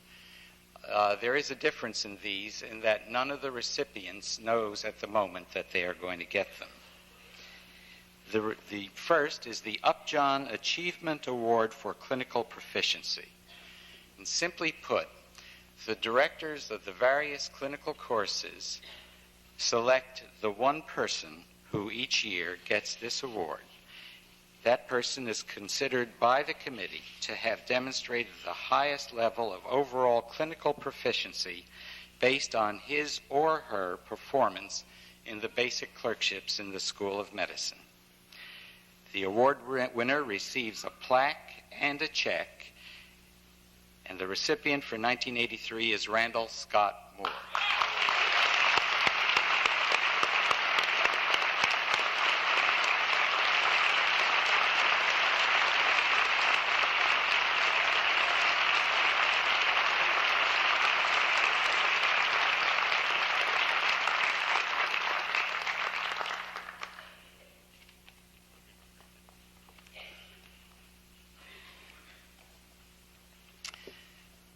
The Warfield T. Onco Prize in Clinical Medicine.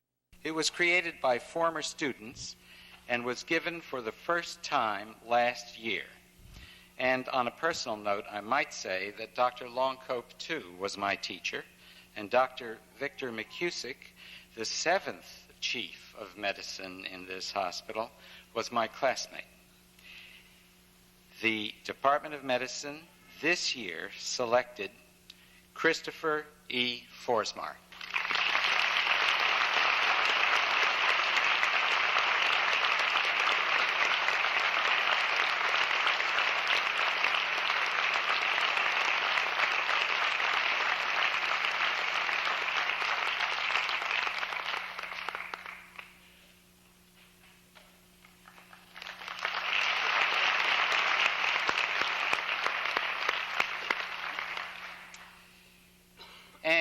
This year, for the first time, the university is awarding the Louis Sudler Prize for excellence in the visual or performing arts.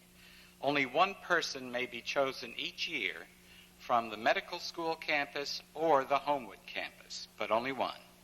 This first-time award, determined by a committee of senior faculty, including those from the Peabody Institute and the Maryland Institute of Art, went to one of our seniors.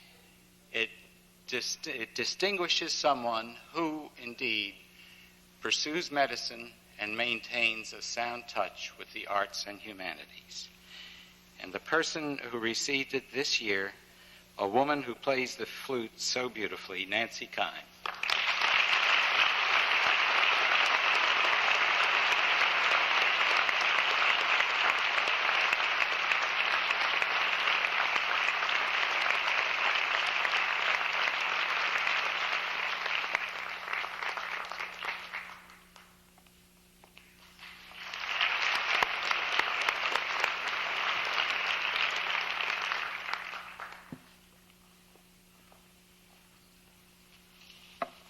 The awards Dr. Seidel has presented are 2 students selected by faculty. Now, it's my duty to present some awards to faculty selected by students because they have done a good job of teaching. The first of these is the W. Berrywood Award for Excellence in Teaching to the teacher voted by the students in the preclinical years who have been the most inspirational and or effective teacher. This graduating class recognized Alan C. Walker in 1980 and Peter L. Peterson in 1981. Dr. Walker is here, I believe. Dr. Walker is standing. Good. Dr. Peters.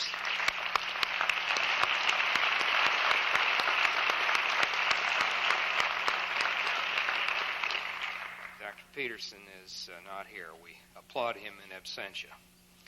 Now, the Stewart Award is to again be given to Dr. Anthony Mbembo. This was established in 1969 following the bequest of George J. Stewart of Washington, D.C. Dr. Stewart gave money because he was fond of Hopkins, and he had been a patient of Dr. Hugh Jewett during 1962 and 1964. He stipulated that the income from his bequest was to be presented to an outstanding clinical teacher in the School of Medicine, the teacher to be selected by the senior students.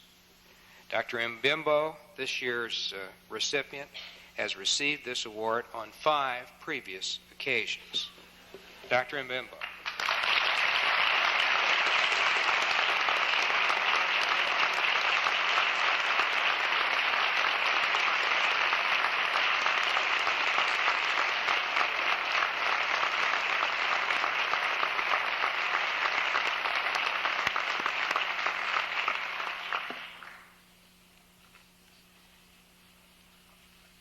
House Staff Award. The Johns Hopkins Medical Student Society established an award for excellence in clinical teaching by a member of the hospital house staff in 1977. They established it in 1977. I think it applies to a more recent era of teaching. Its purpose is to recognize an individual's contribution, but also to emphasize the importance the students attach to the concept of house officers and as teachers, and to reinforce this concept in the public mind. A house officer receiving the award this year is Dr. Mark A. Adams of the Department of Surgery. Dr. Adams.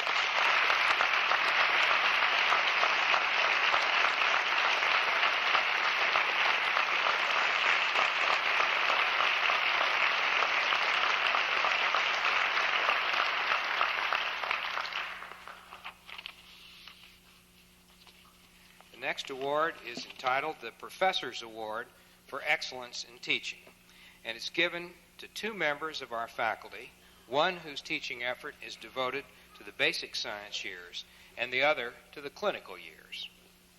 Candidates for this award are nominated by the professors in the School of Medicine and are judged by a committee drawn from the advisory board of the medical faculty and representatives of student and house officer groups. The winner for teaching in the basic science years is Dr. Mark Molliver. Will Dr. Molliver and his sponsor, Dr. Solomon Snyder, the director of the Department of Neuroscience, please come to the podium.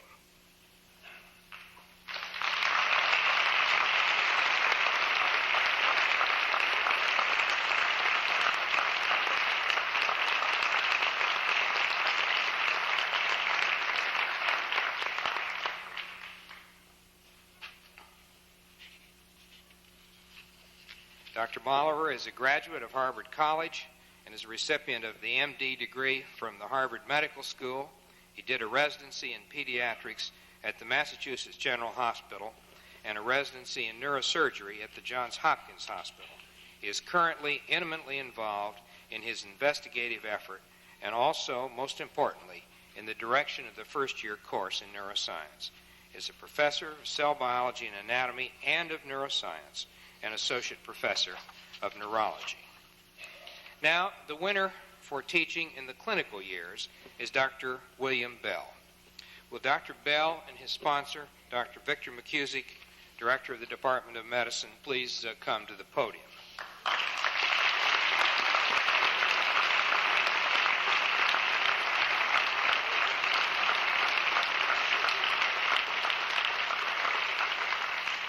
Dr. Bell is a member of our Division of Hematology in the Department of Medicine. He is a graduate of Notre Dame. He received his MD degree from the Harvard Medical School. His residency years in internal medicine were spent at the Johns Hopkins Hospital, the Peter Bent Brigham Hospital, and in addition, there were fellowships at the Hammersmith Hospital in London. Dr. Bell has a continuing involvement in the teaching of medical students and house officers. He is a professor of medicine and of radiology.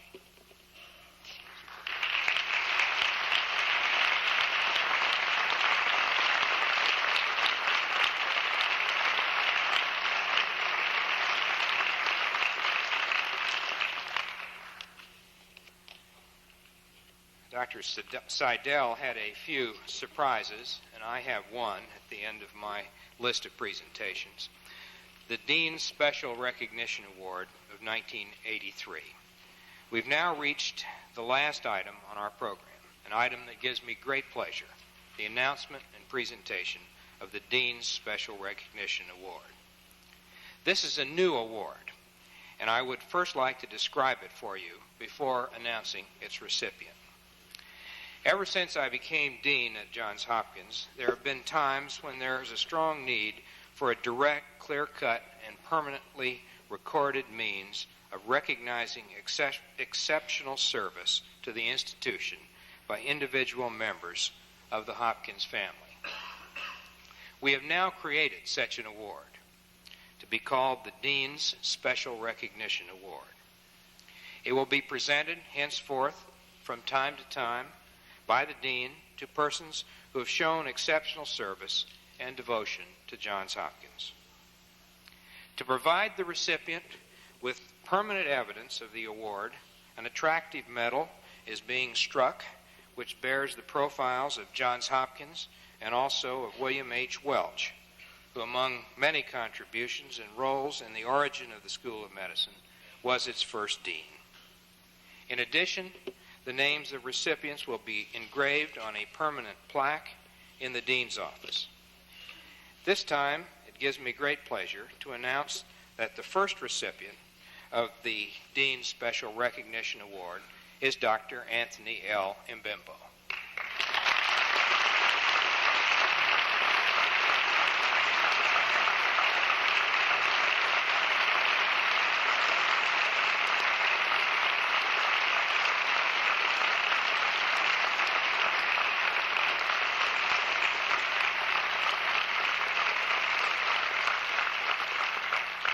Dr. Mbembo is well known for his skills as a surgeon. He has also served for several years as Associate Director of the Department of Surgery. But above all, Dr. Mbembo is known as a teacher, advisor, and confidant of students. This is, of course, clear to you from the announcement a few minutes ago that he is the recipient of the Stewart Award for clinical teaching for the 6th straight year. Dr. Mbembo is a New Yorker who attended Columbia College, received his MD from the College of Physicians and Surgeons at Columbia.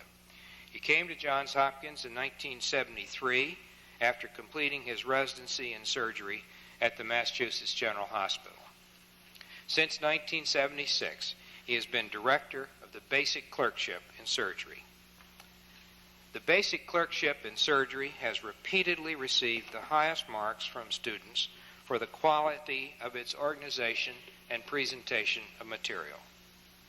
But what has always been clear, too, is that this has been because of Dr. Mbembo's dedication to all aspects of running the clerkship. And in the same way, he has dedicated himself to teaching and to individual students. Furthermore, many hundreds of students have visited Dr. Mbembo over the years for career and other advice. And indeed, for 2 years, he served in my office as an assistant dean responsible for the overall advising of students. As I am sure most of you know, Dr. Mbembo will be leaving us in July to take up the new post of Vice Chairman of the Department of Surgery at Case Western Reserve University School of Medicine and Professor of Surgery and Director of the Department of Surgery at the Cleveland Metropolitan General Hospital. We wish him well in his new position. And now, Tony, once again, if you would please step forward, I'd like to present to you a certificate containing a drawing to show you and everybody else what the medal will look like in a few months after it's been prepared. It will be sent to you in Cleveland.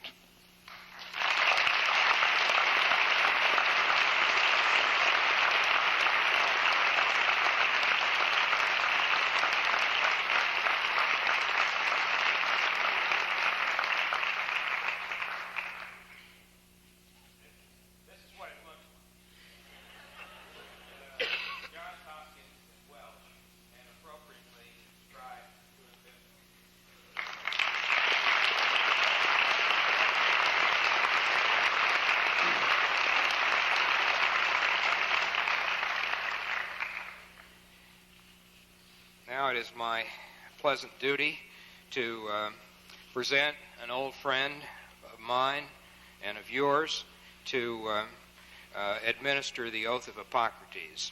Dr. Philip A. Tumblety is a graduate of this school, a longtime member of the Department of Medicine, my own chief resident when I came here in 1947, a man who is known for his abilities as a teacher and as a physician, one who embodies all the characteristics of the great physician that we've heard about today. It's entirely appropriate that Dr. Tumblety administer this most important part of this ceremony, the Oath of Hippocrates. Dr. Tumblety.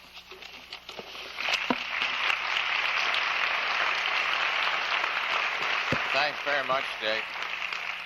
As physicians just a warning, would you now stand and repeat after me the Oath of Hippocrates? I do solemnly swear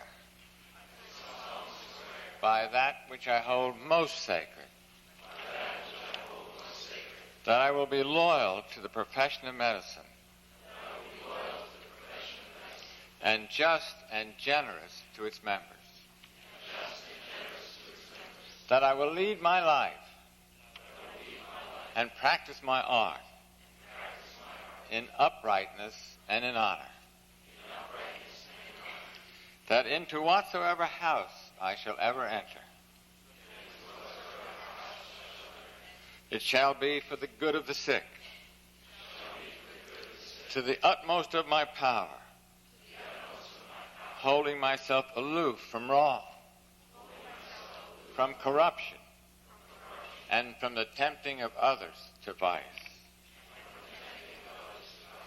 that I will exercise my art solely for the care of my patients, and I will give no drugs and perform no operation for a criminal purpose, far less suggestive, that whatsoever I shall see or hear of the lives of men which is not fitting to be spoken, I will keep inviolably secret. These things I do promise, and in proportion as I am faithful to this my oath, may happiness and good repute be ever mine. The opposite, if I shall be forsworn. God bless you all and your work and your futures, each and every one. Congratulations.